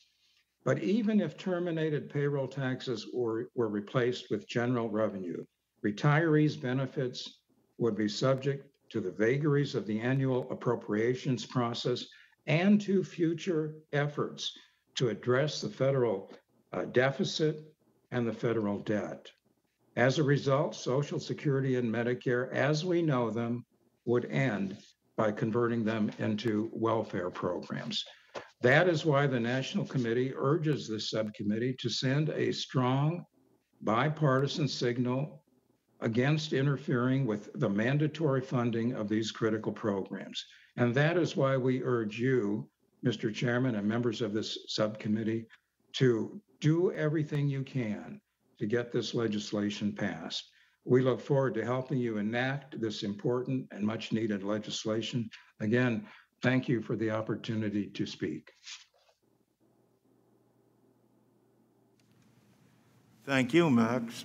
And now we will proceed with under the 5-minute rule for questions for the witnesses. Before we go to a question at the end of the testimony, I just ask unanimous consent to insert into the record the statement from President Trump on August 13th, 2020 at 5:56 p.m. where he stated, "I'm going to completely and totally forgive all deferred payroll taxes without in any way, shape, or form hurting Social Security. That money is going to come from the general fund.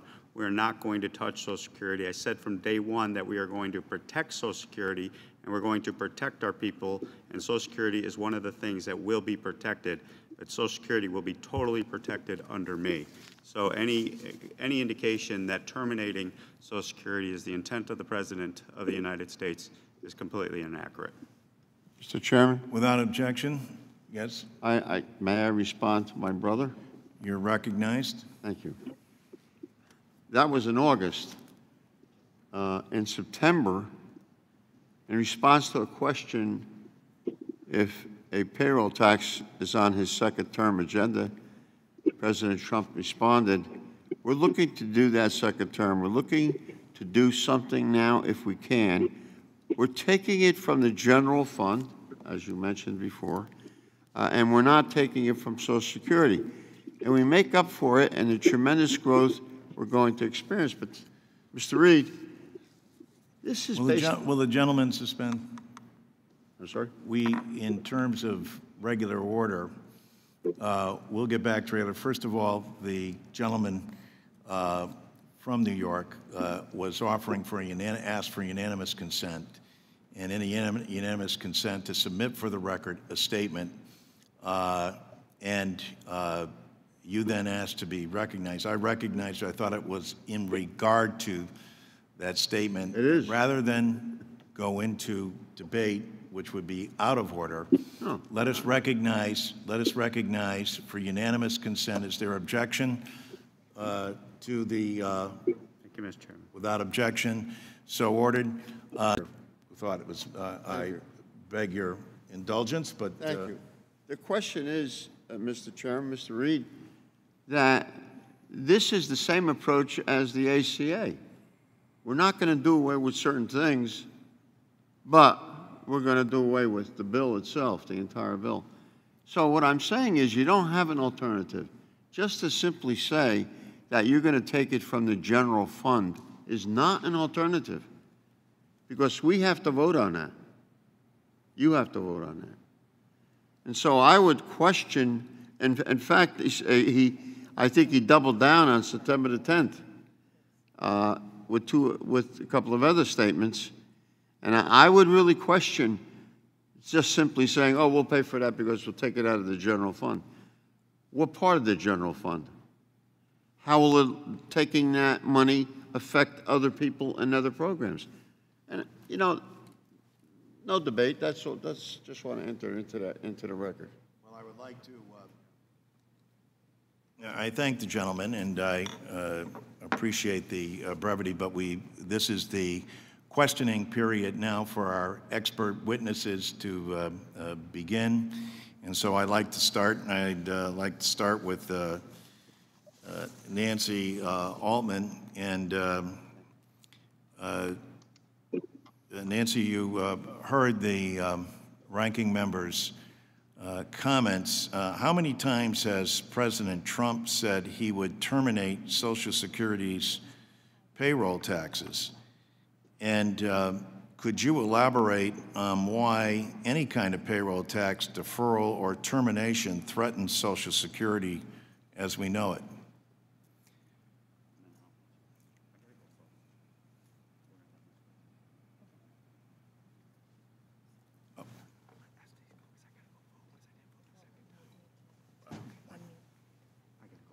No, don't worry. Ask Ms. Altman to unmute herself. Nancy, you have to unmute yourself. We cannot hear you. If you could start back again, yeah?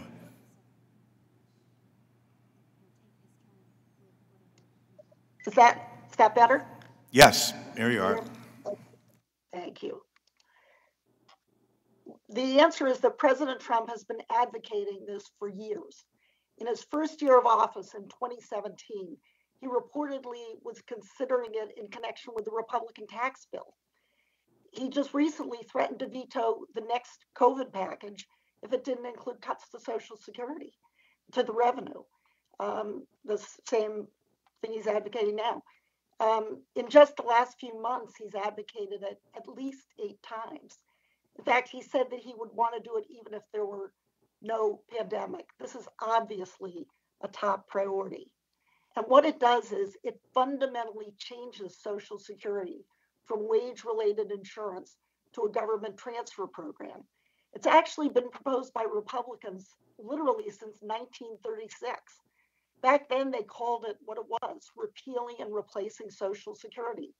General revenue is the first step to adding a means test, cutting middle-class benefits, and other radical changes that have been on the wish list of opponents since the beginning. And that's why all of us in this Social Security community are taking this really as an existential threat.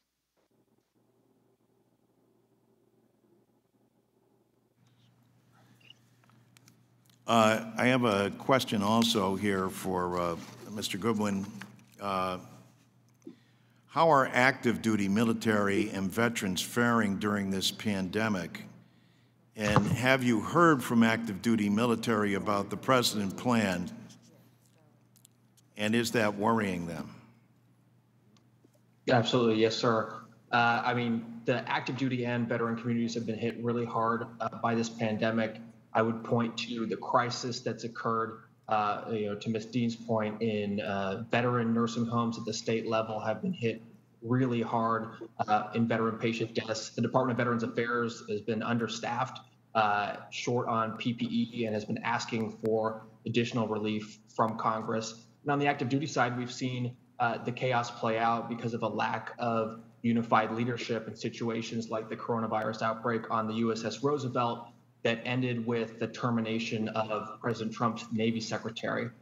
When it comes to this proposal and the tax deferral we're discussing today, there have been a lot of concern voiced by folks inside the military that we've spoken to, and also the outside support groups that they look to for financial readiness advice and a whole range of family support issues. And I would, harken back to the Sergeant Major of the Army's tweet, which I shared. I mean, coming from the senior most enlisted man in the entire U.S. Army, telling soldiers not to use this money and to set it aside, knowing that they'll have to pay it back. Thank you.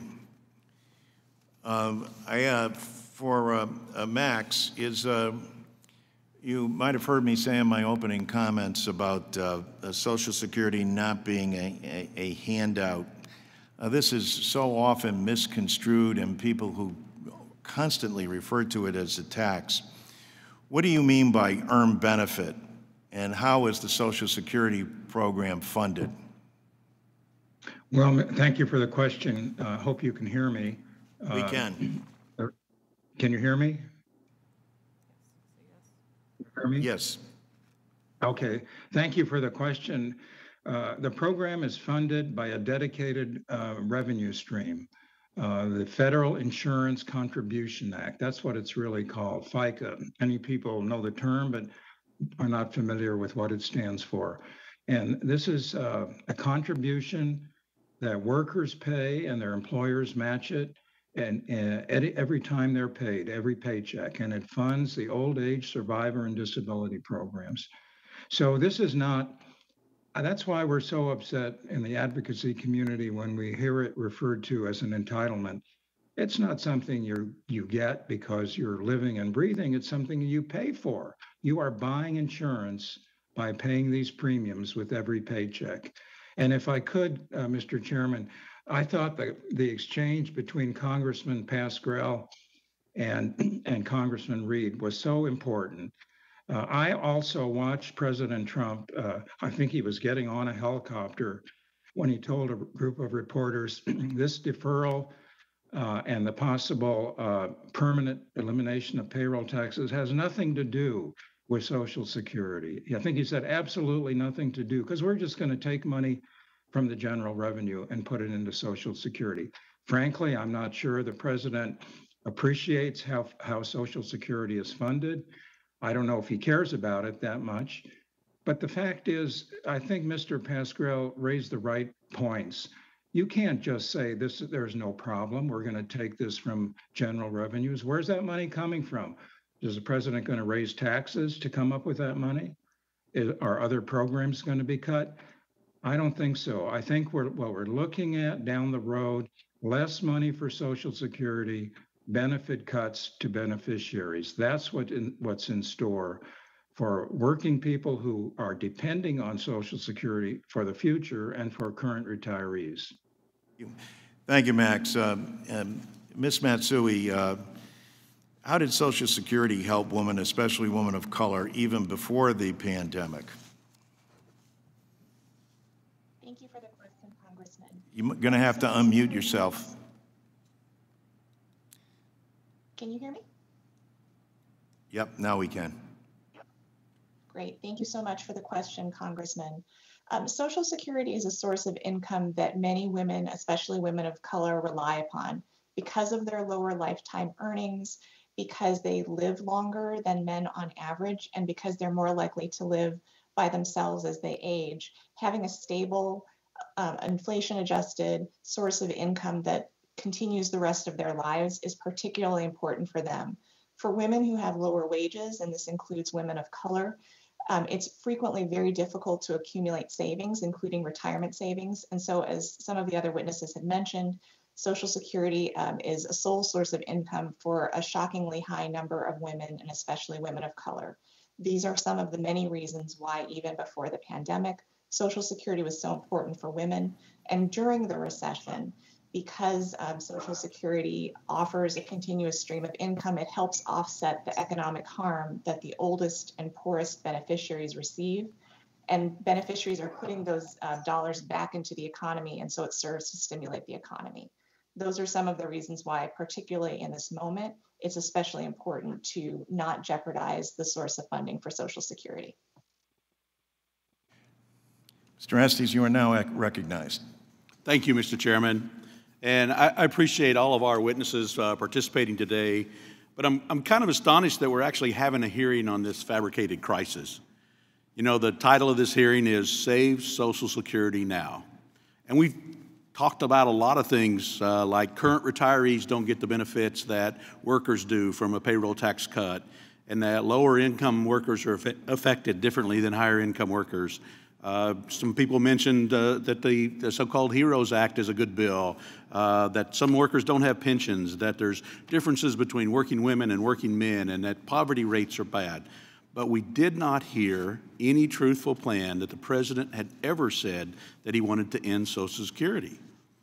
You know, since March, both sides of the aisle have worked in a bipartisan manner to provide relief for our constituents, workers, families, and seniors who've had their pocketbooks and livelihoods impacted by the COVID-19 pandemic.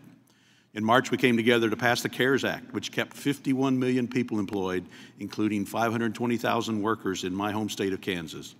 Additionally, it provided direct payments to seniors and expanded funding of services that they depend on, such as meals, housing, and medical services. I was proud to support this legislation. But Congress has not come together to pass a bipartisan plan to preserve and protect Social Security, which is what we Republicans want to accomplish. Therefore, the administration wanted to find a way to provide temporary, targeted relief to frontline workers by letting them keep the money they earn. The administration allowed businesses to temporarily defer the payment of payroll taxes, understanding that congressional action would be needed to make the Social Security Trust Fund whole. I'd like to remind my colleagues that the previous presidential administration supported a temporary payroll tax holiday twice during the recession. Even Speaker Pelosi in 2011 said that a payroll tax cut would be a victory for all Americans, for the security of our middle class, for the health of our seniors, and for economic growth and job creation. We currently have legislation introduced by Ranking Member Brady that would create a temporary payroll tax holiday from September 1 through December 31st, 2020 for all workers. Much like the previous times, H.R. 8201, the Support for Workers, Families, and Social Security Act, transfers money to the trust fund to make sure that Social Security stays solvent. I must admit, I wasn't an early advocate for payroll tax holiday as COVID first struck, but I see now how important it is for our essential frontline workers to get this benefit. This bill forgives the payroll taxes deferred by President Trump to help our working families, many of whom now rely on a single paycheck. Our workers deserve to have certainty and stability. That's why I'm a proud co-sponsor, and I urge my colleagues to join me in support of this legislation. And this bill actually solves some of the concerns mentioned by several of our witnesses today about whether people would get a payroll shock in the first of the year when the payroll taxes would have to be paid back. So instead of scaring seniors and beneficiaries, which my colleagues across the aisle have been attempting to do, we can work together to pass real bipartisan legislation to help seniors. For example, H.R. 5306, You Know Your Social Security Act, would provide mailed Social Security statements to workers 25 and older, which would assist everybody in knowing how much they have in Social Security and help them plan for retirement. This legislation, co-sponsored by Chairman Larson and Mr. Buchanan, was reported unanimously from the full committee, but has not yet received a floor vote.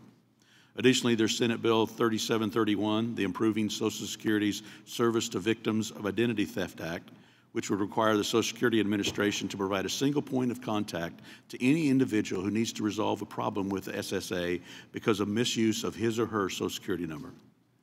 This legislation has not been scheduled for a floor vote in the House, although both Chairman Larson and Ranking Member Reed have identical House version. With bills like this already introduced in Congress and even more needed reforms that are yet to come, we need to work together to secure the future of this program rather than stalling needed relief. I'm tired of playing partisan games with legislation trying to score political points. I look forward to working with my colleagues on both sides of the aisle to strengthen Social Security and create lasting change for future generations of Americans. I yield back the balance of my time.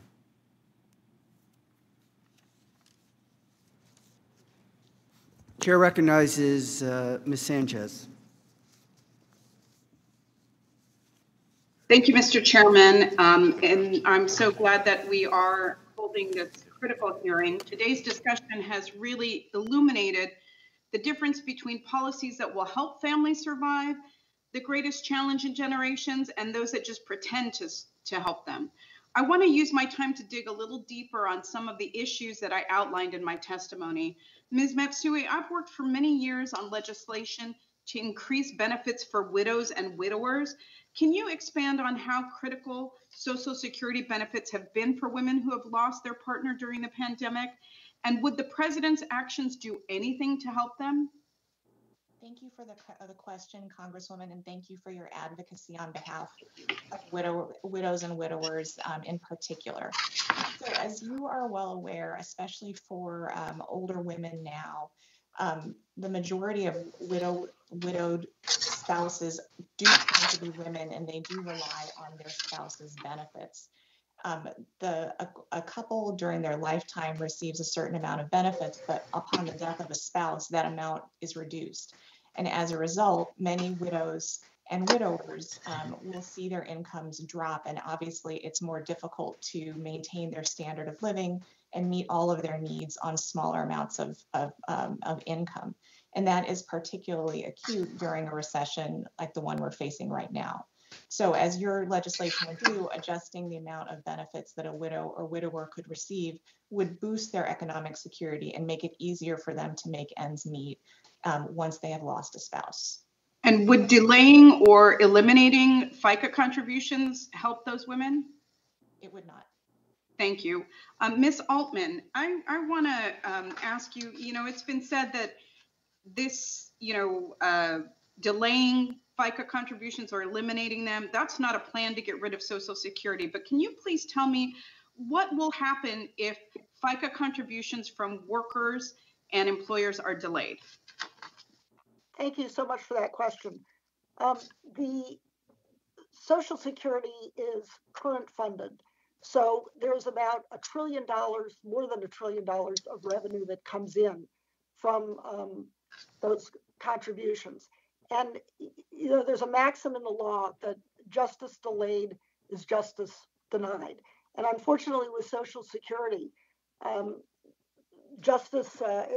if you delay those contributions long enough, as the chief actuary has said in his correspondence, that will end those benefits. That if and what will happen if we eliminate those FICA contributions into Social Security completely? Well, that really fundamentally changes the whole nature of Social Security. Social Security is self-help. It's an earned benefit. And what you're doing is you are breaking the link between benefits and contributions, a core piece of the program that's been there for 85 years. So would Social Security survive if we eliminated those contributions? Well, if you eliminated them, disability insurance would only survive 6 months. Old age survivors, the widow and widower benefits you were just talking about 2 years beyond that. So know that if you needed general revenue, it's more than $1 trillion. Would terminating the worker and employer benefit help workers who've been fired? No, they would get zero from this. Absolutely nothing. My time has expired. Thank you, Mr. Chairman. I yield back. Mr. Higgins, I would ask unanimous consent at this point in time to insert into the record the statement released yesterday by the United States Treasury Department clarifying that the Social Security trust funds will not be affected by President Trump's payroll tax deferral. So accepted, sir, without objection. Thank you. Chair now recognizes Mr. Pascrell.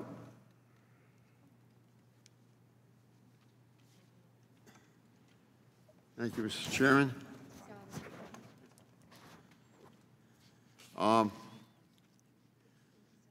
The payroll tax that we're discussing here today fails to help millions of Americans during this pandemic. Unemployed workers and retirees don't pay payroll tax, so a deferral doesn't help. So the focus on the deferral is really ignoring and denying and being almost gleeful about the president's attempt to get rid of payroll tax entirely. Our chairman, the ranking member, Brady has already introduced a bill to forgive the amounts deferred by Trump's memo. So you defer those payments, and what are you left with in the budget since you took it from the general fund? And I think that's a legitimate question. I think it's a very legitimate question. We see this as the first step to begin the defunding. I mean, that's the natural consequence. That is not maybe how you're intending this plan to work, but that's I believe, a consequence. You may not have attempted in the votes to change the Affordable Care Act, whether you were talking about obligations and responsibilities, whether you were talking about subsidies, but that's the end result, and you need to look at it. So we would end Social Security as we know it, all the actuaries say this, by 2023. So we may not have attended that, but I think that that's going to, the numbers look like this is what's going to happen. Now, again, we all agree now that this is not a handout, Social Security, it's an earned benefit. And we pay into this insurance. So most major businesses that I've read about have refused to implement the deferral. Now you got another problem. So according to the Chamber of Commerce, quote unquote, not only is the payroll memo surrounded by uncertainty as to its application and implementation, but it also creates a substantial tax liability for employees at the end of the deferral period. The gig is up then. The largest employer opting into this failed experiment is the federal government. Look, your side is on record in support of this plan, but in the beginning you were not. You saw very specifically what the hazards would be if you went through with this deferral. And you pushed back what the president was trying to get through, if you remember. This was a last-minute entry into the discussion and the debate to find some money. And I think this is going to produce grievous harm to 96% of Americans who say that Social Security is important to them. Now, if you make less than $4,000 on a biweekly basis, employees are going to be affected. But few businesses are expected to anticipate, as I said before, in the deferral, in part because of the administrative burdens, but also because it will result in their employees receiving less in take-home pay in the first few months of 2021, as the payroll taxes deferred come due. Social Security is financed by a payroll tax contribution. Employers and employees each pay 6.2% of taxable wages up to the taxable maximum of $137,700, and self-employed pay 12.4%. The President's deferral of the payroll tax is the first step to the funding. And I have a question. Do I have the time to question, Mr. Chairman? Ask the question, and we'll give the person time to answer. Yeah, my question is this to Ms. Altman. We know that the President's executive action to allow the deferral of payroll tax payments will provide little to no near-term economic stimulus. We saw this in the tax cuts of 2017, proof positive, data bears it out. Wouldn't economic impact payments be a more efficient way to provide direct assistance, Ms. Altman? Absolutely. There is no question about that. We will, because of the time constraints, what we're going to have to do is ask you to submit that in writing, and with that, the chair will recognize Mr. Reed. Thank you, Mr. Chairman. And just in follow-up to my good friend from New Jersey, I just want to make it clear that the clear understanding is in order to change anything in regards to the payroll tax going to support Social Security, it would take legislative action to do that, not an executive order by the President of the United States. That is why the chief actuary's response to this clearly made it clear that there is no legislative proposal. It is a hypothetical question posed to him. It was a hypothetical, non-existent exercise. As I spoke to him personally, he indicated all he was doing was responding to a hypothetical, non-existent legislative proposal that is now being utilized for political theater, in my humble opinion. You do not engage in this type of exchange based on hypotheticals and non-existent legislative proposals. Will the gentleman yield? I'm not going to yield at this point in time. And I am concerned all we're doing is engaging in fear-mongering. I want to get to our witness in regards to Ms. Dean, because what Ms. Dean's family has gone through, my heart goes out to you, Ms. Dean, because she represents what should be the immediate concern of this committee and the entire Congress, is her family, Ms. Dean, has lost her loved ones as a result of this virus. And what we are doing is utilizing our time here on this committee to engage in political theater for presidential politics. And I guess I would ask the question of Ms. Dean, as you see this, as you watch this committee engage in this, when you have lost your loved ones of your family, do you feel that you are forgotten? Do you feel that you have been ignored by policymakers that should be focusing on getting to the bottom and hold accountable and seeking justice for your family, for the horrific actions that caused your loved ones to die in New York at that horrific nursing home crisis? Listen, I listened today, and all of the panelists had wonderful things to say about Social Security. I wish my in-laws were here to hear about all of this. They took part in the Social Security programs. My husband's father actually had to give up his Social Security to the nursing home when he was admitted, when he had dementia. So yes, my answer is we want answers, and I'm not hearing those answers. I'm not hearing the questions being asked of our governors. I talked about Governor Cuomo, but that also goes for 4 other governors in other states. Governor Whitmer in Michigan, Governor Wolf in Pennsylvania, Governor Newsom in California, and Governor Murphy in New Jersey.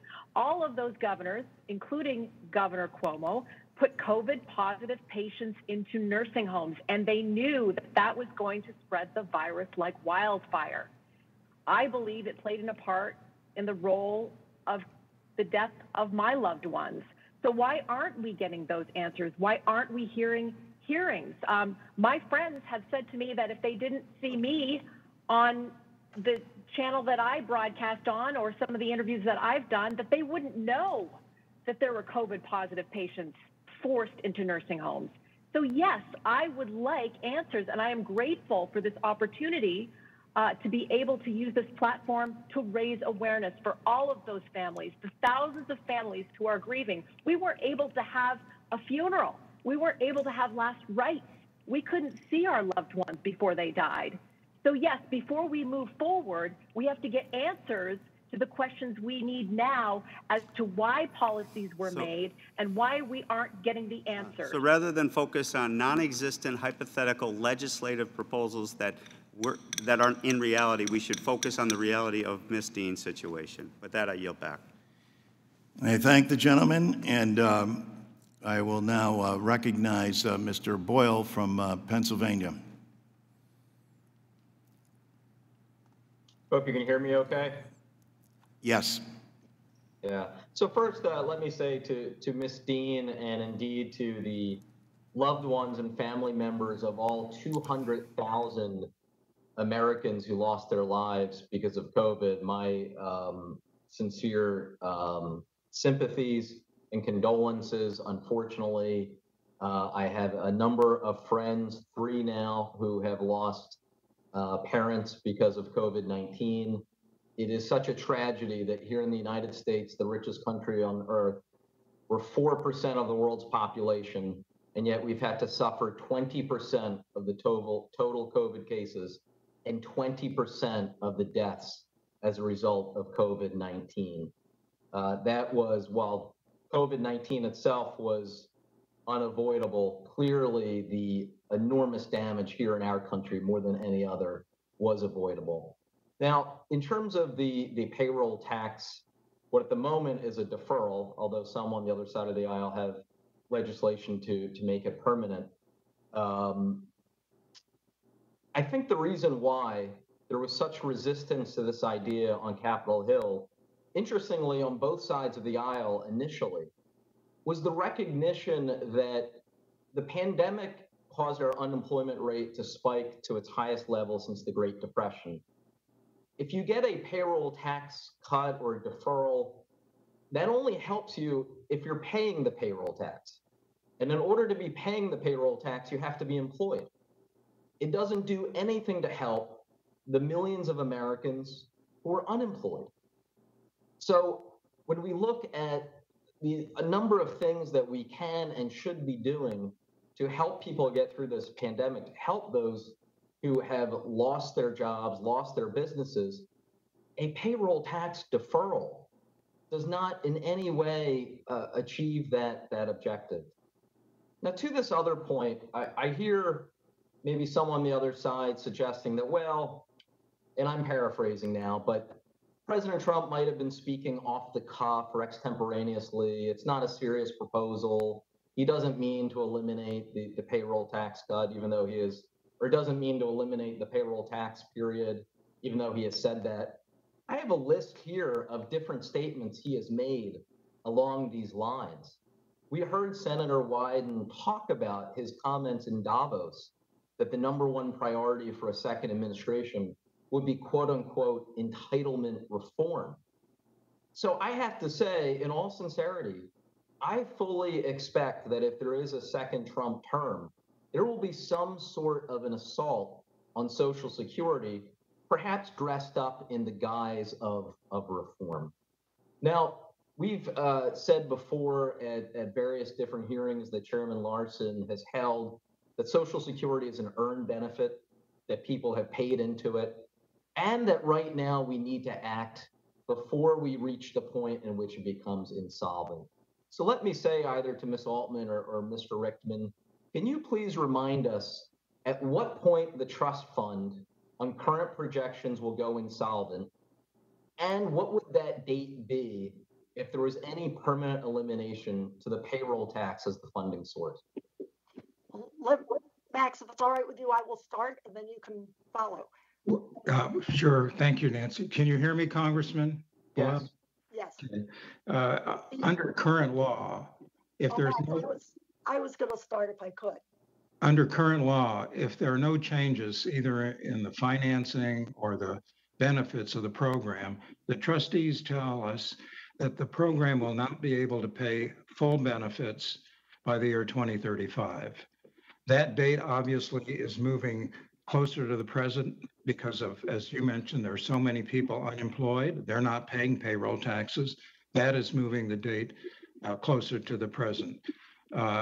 Reducing the inflow of revenue, whether it's a deferral or a permanent cut in the payroll taxes, brings us even closer. It's my understanding that the chief actuary has said without replacing that revenue from general funds, the program would not be able to pay benefits in about 2.5 years. And I have to, if you allow me, just to comment on Congressman Pascrell, as usual, hit the nail on the head. The congressman who was filling in for Ranking Member Reed for a few minutes, he made a statement that really got my attention. He said, no one has said we want to end Social Security. Of course, no one's going to say that. No member of Congress or no candidate for Congress is going to say we want to end Social Security. That's really not the issue. As Congressman Pascrell pointed out, Max, you're going to have to sum up. What will this do? Deferring the payroll tax or eliminating it altogether is the death knell of Social Security. Whether someone says they want to do that or not, that is the end result. Max, thank you. You're going to have to sum up. Thank you. The time of the gentleman has expired, and we'll now recognize Mr. Kildee. Thank you, Mr. Chairman. I have some questions about Social Security, but I just want to also weigh in. I feel, as most Americans do, a terrible sadness at the loss of life, and I offer my sincere condolences to Ms. Dean and her family. I, too, have lost friends, and I do think it's a legitimate area of inquiry to look at the conditions that allowed this pandemic to get so far out of control that it has caused such a loss. of life. Of course, the president said this was all just going to magically disappear and has still yet to have any kind of a coordinated plan to crush this virus.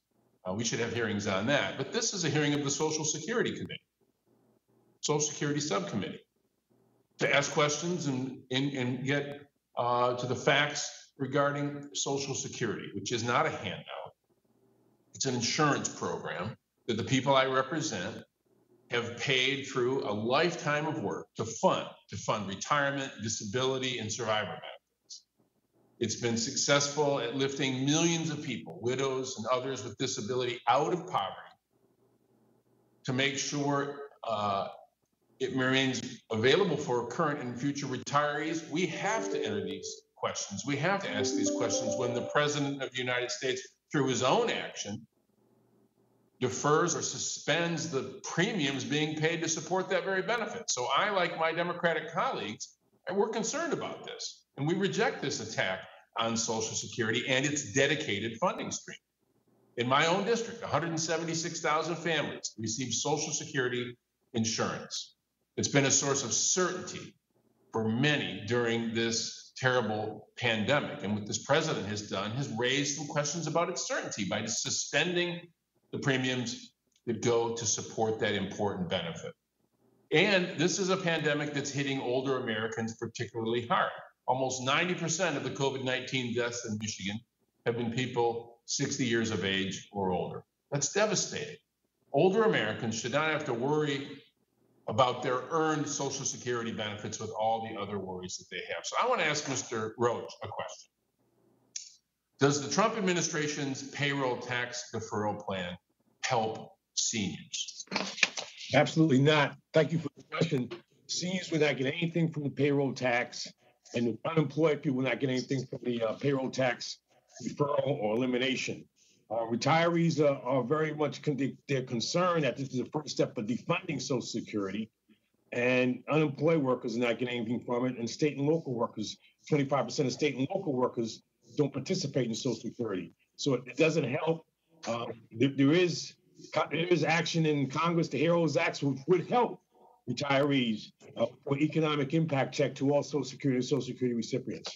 That's what I was going to point out, is that there is legislation, not only legislation that we could talk about or have a hearing about, there's legislation that the House of Representatives has passed that would target benefits at to the folks who need them the most.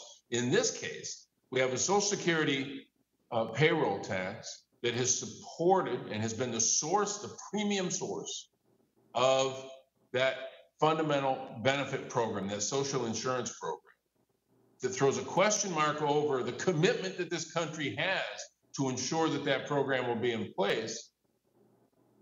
And it's not a benefit, the reduction of that payment, of that tax, doesn't benefit people who are not employed. So I just implore my colleagues, we should have a hearing, a whole series of hearings.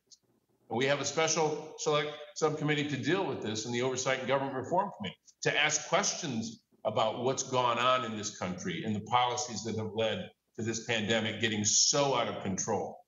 But the Social Security Subcommittee has a purpose, and it is to ensure, my view is, to ensure the integrity of the Social Security system, to make sure that there's no threat that goes unchallenged, no threat to the promise that Social Security represents. And I see what the president has done as being the beginning of a threat to an important promise that we have made to seniors. So I thank the chairman, I thank our witnesses, all of them, for being here and for presenting this important information.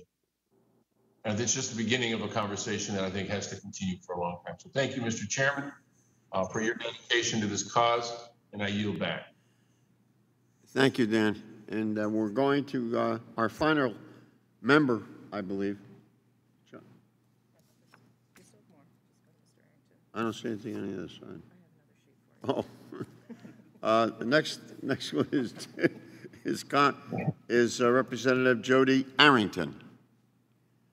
Thank you, Mr. Chairman. I must say I've come to this subcommittee hearing deeply troubled, very disappointed that instead of dealing with the problem that seniors and the safety net that they depend on, and really address the problem of the sustainability of this much needed and critical program and this earned benefit. We are propagating, and I say we, my colleagues seem to be parroting pure campaign fodder, because this is the narrative right now in the Biden-Harris campaign, that somehow the president wants to do away with Social Security, or that by deferring or reducing, cutting payroll taxes, that somehow that is going to cut into the trust fund or imperil Social Security in any way. That is so patently false. That is so grossly misleading that I can't believe that in a time of crisis, when our seniors are already anxious ridden, they are already in a posture of so much fear. I mean, think about it. Of the 200,000 some odd folks who have passed by the disease COVID-19, over 80% are 65 and older. They're watching the cities that were once great American cities burned by the leftist mob. They're seeing the level of contentiousness and animosity burn in the people's house, and the dysfunction of being able to come together to actually work to support and provide much needed help for our fellow Americans.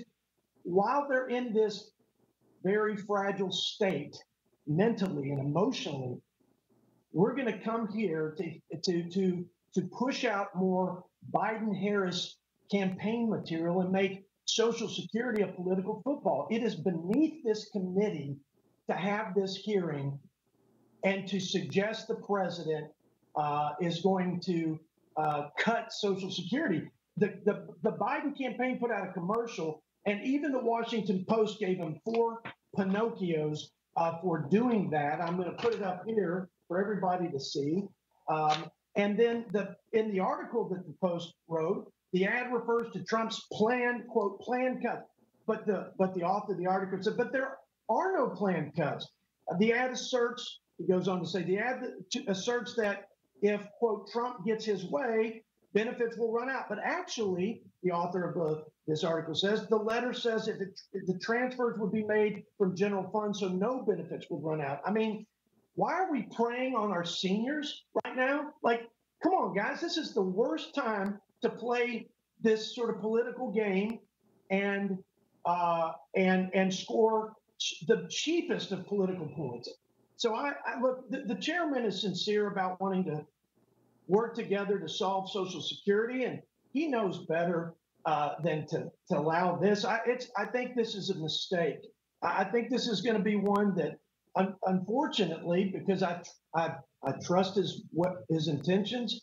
I believe he wants to work with Republicans and really go, roll up our sleeves and solve the problems. But this is bad. This is a bad decision here. Listen, the chairman himself said at a hearing in March, he said, I'll give the president credit here. He stood on the stage with 16 other Republicans, and he pledged not to cut Social Security. He understands the importance of it, too. He said again at another hearing in April, he commended the president and his dedication to Social Security by saying, quote, let me start by complimenting the president of the United States. The president, I think, he goes on to say, both in his book and also when it really mattered, when there was a bright light during the course of the debate that was shined on the issue of Social Security, when pressed to say whether it was an entitlement, President Trump resisted. He said, no, it's an earned benefit. And in fact, he said in his book, it is the deal that we made and a commitment we made to our seniors, and I intend to keep it. Now, that's an honest broker who is just stating the facts that this president is committed, and that we Republicans on this subcommittee ought to be equally committed to meet our colleagues, halfway, so to speak, to try to solve this problem. I commended our chairman for putting forth legislation. I think that is a credible way to lead, even if I disagree with it, because he's got something on the table. But this hearing is if it were a waste of time, I would suffer through it and keep my mouth closed and not, disparage my colleagues. But it's predatory. It's predatory. And we're scaring and adding greater anxiety and fear to our seniors at a time when it's unconscionable to do so. So very disappointed, Mr. Chairman. Janice Dean, thank you for coming, and to all the witnesses, but especially Janice, for your loss. Our hearts go out to you. It's real. I can't imagine what you've gone through, and so many Americans as they've been affected by the pandemic. So God bless you. Thanks for being here. And again, for everybody, their contributions. But this is not my best day and my proudest day to be a member of the United States Congress in this subcommittee, because we should be doing the people's business, and we should be working together on it. We can debate, we can disagree. Let's not take advantage of our seniors any more than they're already being taken advantage of every day in politics on all sides. Thank you for letting me speak my mind and my heart today, Mr. Chairman. I yield back.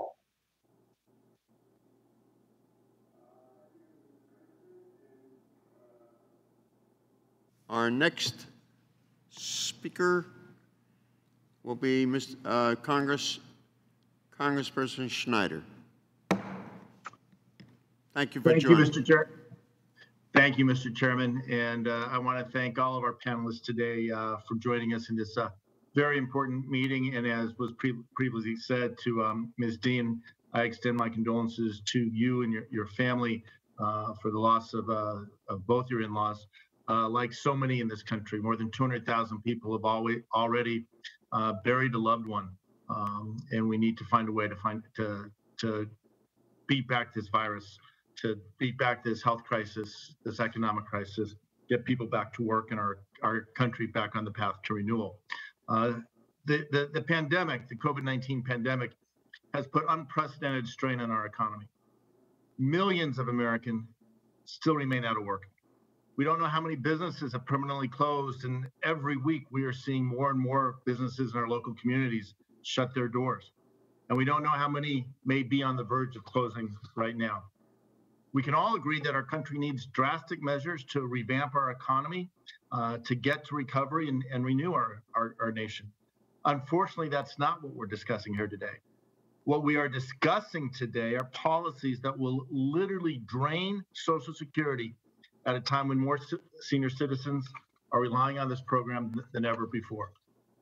Deferring payroll taxes does nothing to benefit those who don't have a job, who are receiving no payroll. Right now, there are millions without a job looking for a path forward. To quote the Chamber of Commerce, the move the president has discussed, the move has instead raised serious concerns for both employers and employees. As it stands, President Trump's actions to defer payroll taxes won't help either the employed or the unemployed. That begs the question, who does this proposal help? We can be sure of one thing. This policy, as well as President Trump's statements on eliminating the payroll tax altogether, are indeed a direct assault on Social Security and our seniors' retirement income. So if I can ask Mr. Roach, can you take a moment here and explain what will happen to pensions, to 401ks, to retirement savings in economic downturns? And can you discuss what happened to retirement accounts during the Great Recession, as well as how retirees are now rebounding? Well, during the Great Recession, after the Great Recession, wages became stagnant. So people were unable to save and able to put money away. Pensions were terminated during that period of time. And many of our fellow Americans who once believed that they had a pension coming and was going to rely on Social Security do not have that pension, or was reduced or terminated because of corporate bankruptcies. And so they're not faring very well. Even, whatever happened since then has not really, all the Americans who suffered during that time have not recovered. Their retirement accounts have not recovered, and many of their pension plans have been terminated and their pensions have been reduced. Is it fair? Also, I know many of my constituents borrowed from their retirement plans during that time and are still paying back. So they haven't even had the benefit where there has been some recovery in the asset values. They didn't benefit from that. Is that true? That's absolutely correct. And many of the pension plans that were properly funded prior to that recession are still not properly funded, and they're on the brink of bankruptcy, through corporate bankruptcies, and so everybody's suffering. And this is a very difficult period of time. And our seniors don't need to worry. They're worrying enough about being sick. They don't need to be worrying about whether or not they have to can take food or medicine on a daily basis. Absolutely. Thank you, Mr. Roach. This is a time for bolstering our future retiree savings. We can't pull the rug out from under them. That's why I've introduced the Preserving Employee Retirement Savings Act with my colleague Mike Kelly, bipartisan, which would offer employers a tax credit for continuing their matching contributions through the pandemic. Again, I want to thank the chairman and all our witnesses for joining us today for this important hearing. With that, Mr. Chairman, I will yield back my time. I thank the gentleman, and I would also add that, this has been difficult, to say the least, in terms of both voting and then voting in the midst of a pandemic, and voting in the midst of a pandemic and having a hearing that is a hybrid hearing that is both here in the committee room and also virtual at the same time. But I understand in my absence that Representative Arrington was saying that this was a political hearing. Let me be clear about this, as I hope I was in my opening statement. Social Security is a sacred trust with the American people. And when you talk about first deferral, that raises questions, where we have had everyone from the AARP to the Committee to Preserve and Protect Social Security and Medicare, to so many not-for-profit agencies who have spoken up about their concern and worry. It's bad enough that people are worried, as Senator Wyden said, about making that balance every single night, about wondering whether or not that money is going to be there, and then to have the president say not once, not twice, not 3 times, but more than 14 that they will terminate the program. And I guess we're not supposed to have on the signature program of Franklin Delano Roosevelt, a program that was both enhanced by General Eisenhower and Ronald Reagan, because they knew and understood the dependency of the American people on this program that is a self-reliant program that they have contributed to and paid with their hard-earned dollars. They deserve direct and specific answers, not platitudes. They deserve a plan. I now recognize the gentleman from New York, Mr. Higgins. Thank you, Mr. Chairman. Nancy Altman, you're the president of Social Security Works. What is the mission of Social Security Works? I'm so glad you asked that question. Our message, our allegiance is to the program. We are not aligned with any political party. We don't work for any political party. In fact, I personally have worked for Senator Jack Danforth, Republican from Missouri, for Alan Greenspan in this capacity as chair of the Social Security Commission back in 1983 in the Ronald Reagan administration. So my allegiance is for protecting the program, and that's what Social Security Works, and I can speak for all of my colleagues on this. Got it. We do not work for any party. That's very, very clear. So as I understand it, the executive order would defer or delay federal insurance contribution acts through 2020. Do you have an estimate as to what amount of money that represents in loss of money going into the Social Security Trust Fund? It's around $100 billion. $100 billion. Okay. Under the president's proposal, under Mr. Brady's, it's $137 billion. Okay, $100 billion, and that's just for the remainder of this calendar year. Correct. Now, the president seemed to backpedal and suggested that that shortage could come from the general fund. Here's the problem. The deficit for this fiscal year that ends this month will be $3.3 trillion. So there's no general fund bandwidth to replace this money. What is the projected FICA contributions, both employer and employee, for the next fiscal year, a full year? Is it about $800 billion? No, it's about $1 trillion. It's more than $1 trillion. What is it? Well, for all the benefits are about $1.1 trillion, and FICA makes up 89% of that. 89% of that, so it's a little less than $900 billion. Correct. There's a projected deficit next year, in 2021, of $1.9 trillion, not taking into account the potential for deferring FICA payroll taxes, which would bring the deficit to $2.7 trillion for next year. And as I understand it, that these are delays, not a forgiveness. So these individuals will have to pay this back. The way that it's now structured, between January and April, they will have double withholding. They will have what? I'm sorry.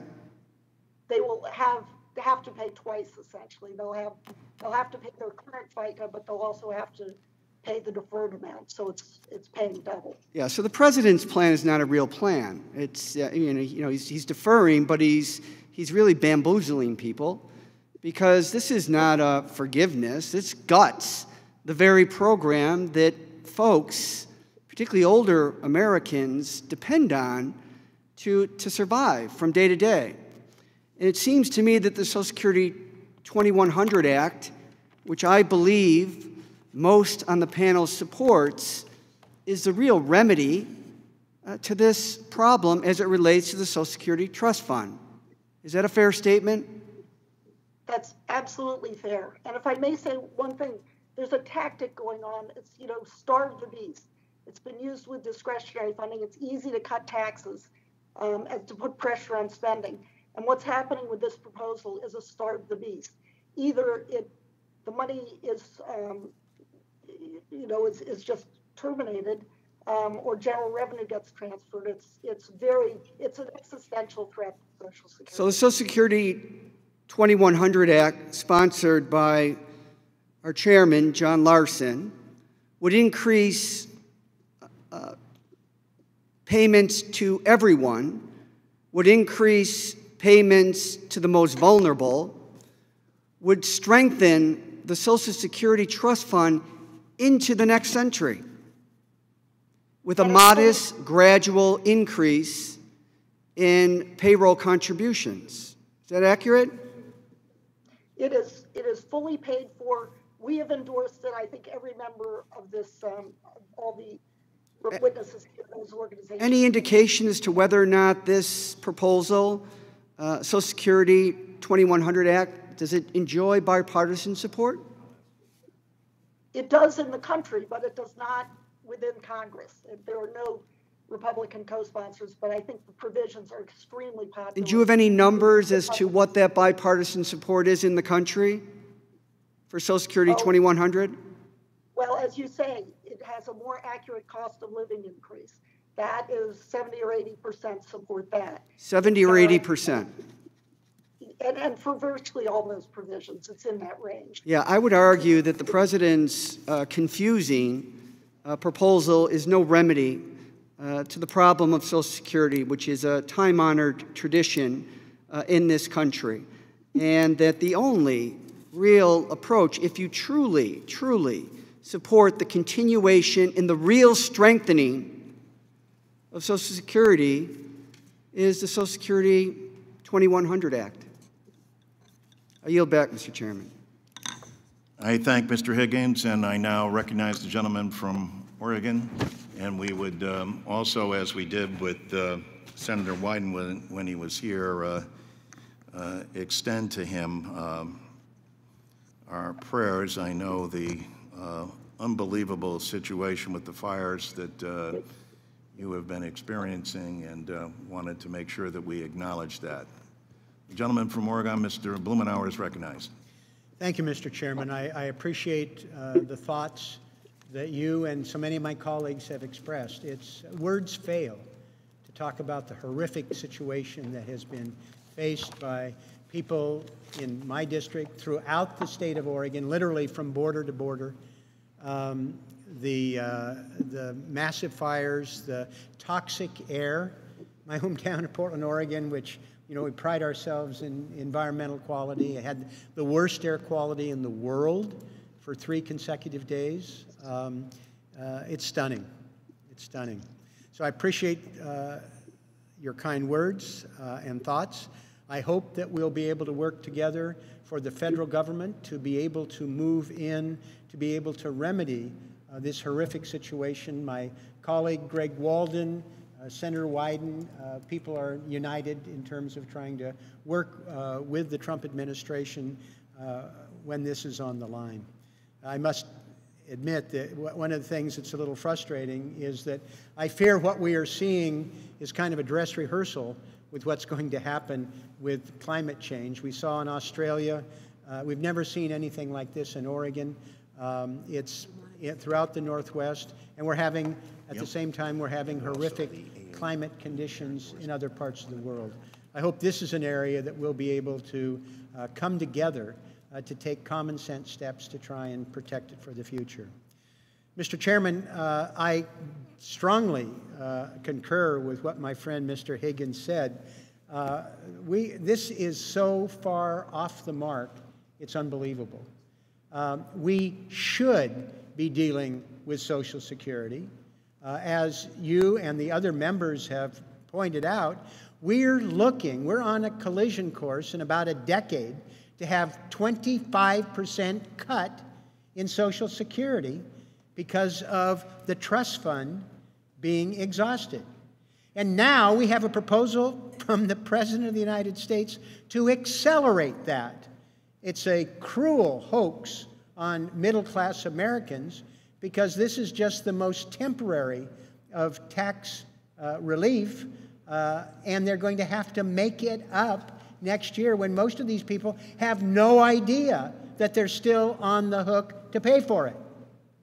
Now, President Trump has suggested that, well, he's going to make it permanent, which compounds the felony at a time when we should be working to strengthen Social Security, when we should be dealing with opportunities to help people facing retirement crisis. We should enhance it, as with your legislation, Mr. Chairman, which I am proud to be an original co-sponsor, and we've been discussing in Oregon. People understand and people love it. The administration, in addition to the scam that is going to be visited upon individuals who, if their employers decide to take the president up on his offer and not collect it, we're going to be slamming these people next year unless he cuts the Social Security Trust Fund.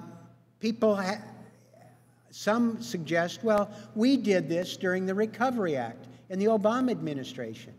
No, we didn't. There was a temporary reduction in the Social Security tax, and it was fully replaced. That was understood from the beginning, that we weren't going to put a deeper hole in the trust fund. We were going to replace that. And it's disingenuous for people to claim that there's some sort of precedent. There isn't. Now, this is truly dangerous because we have a president who is so unhinged that he is threatening to try and make it permanent. Now, to this point, people in Congress have resisted his calls for a cut in the payroll tax. But who knows?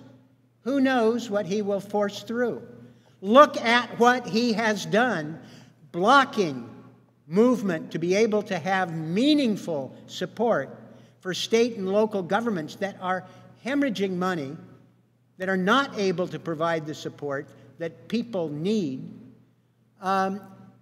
he might well use the leverage that he has, and we've seen him abuse, taking money, for example, from military projects for his ill-fated border wall that Mexico was going to pay for.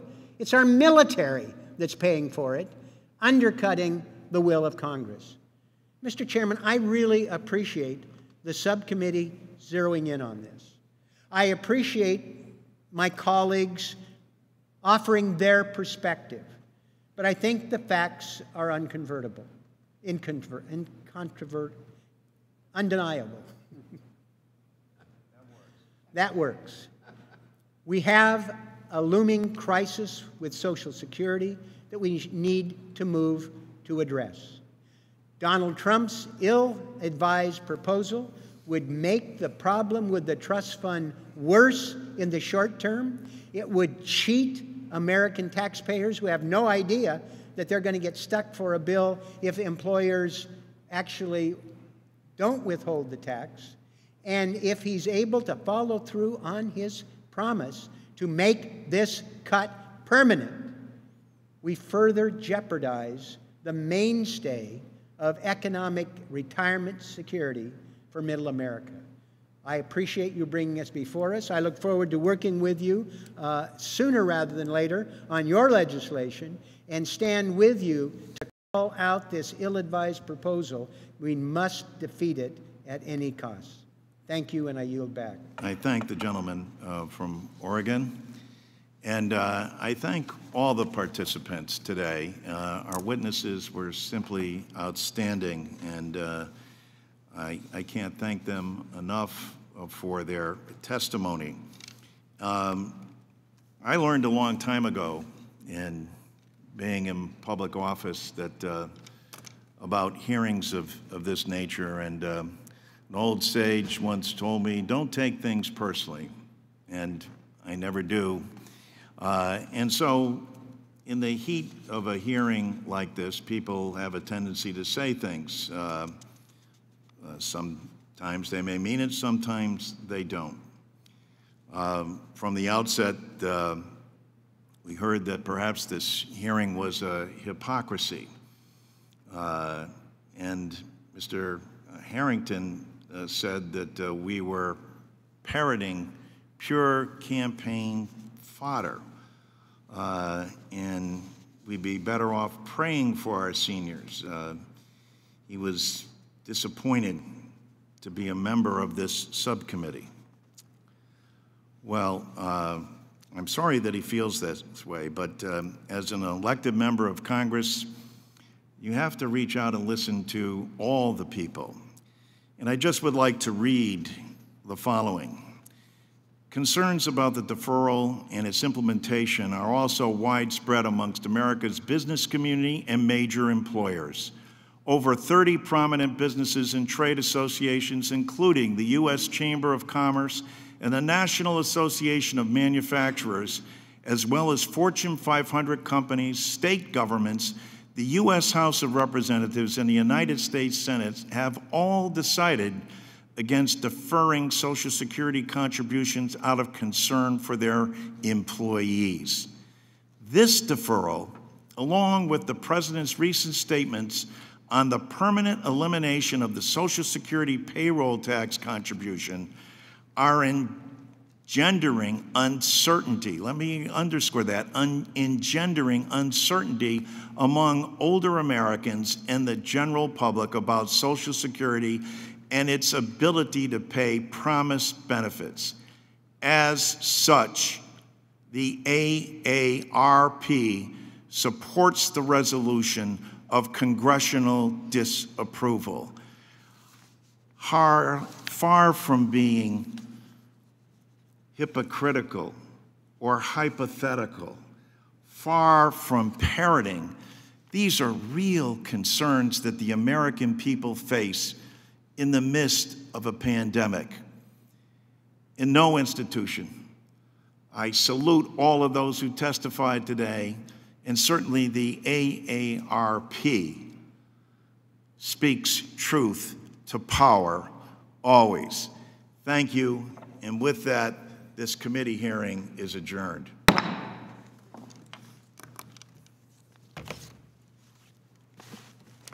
Thank you, John.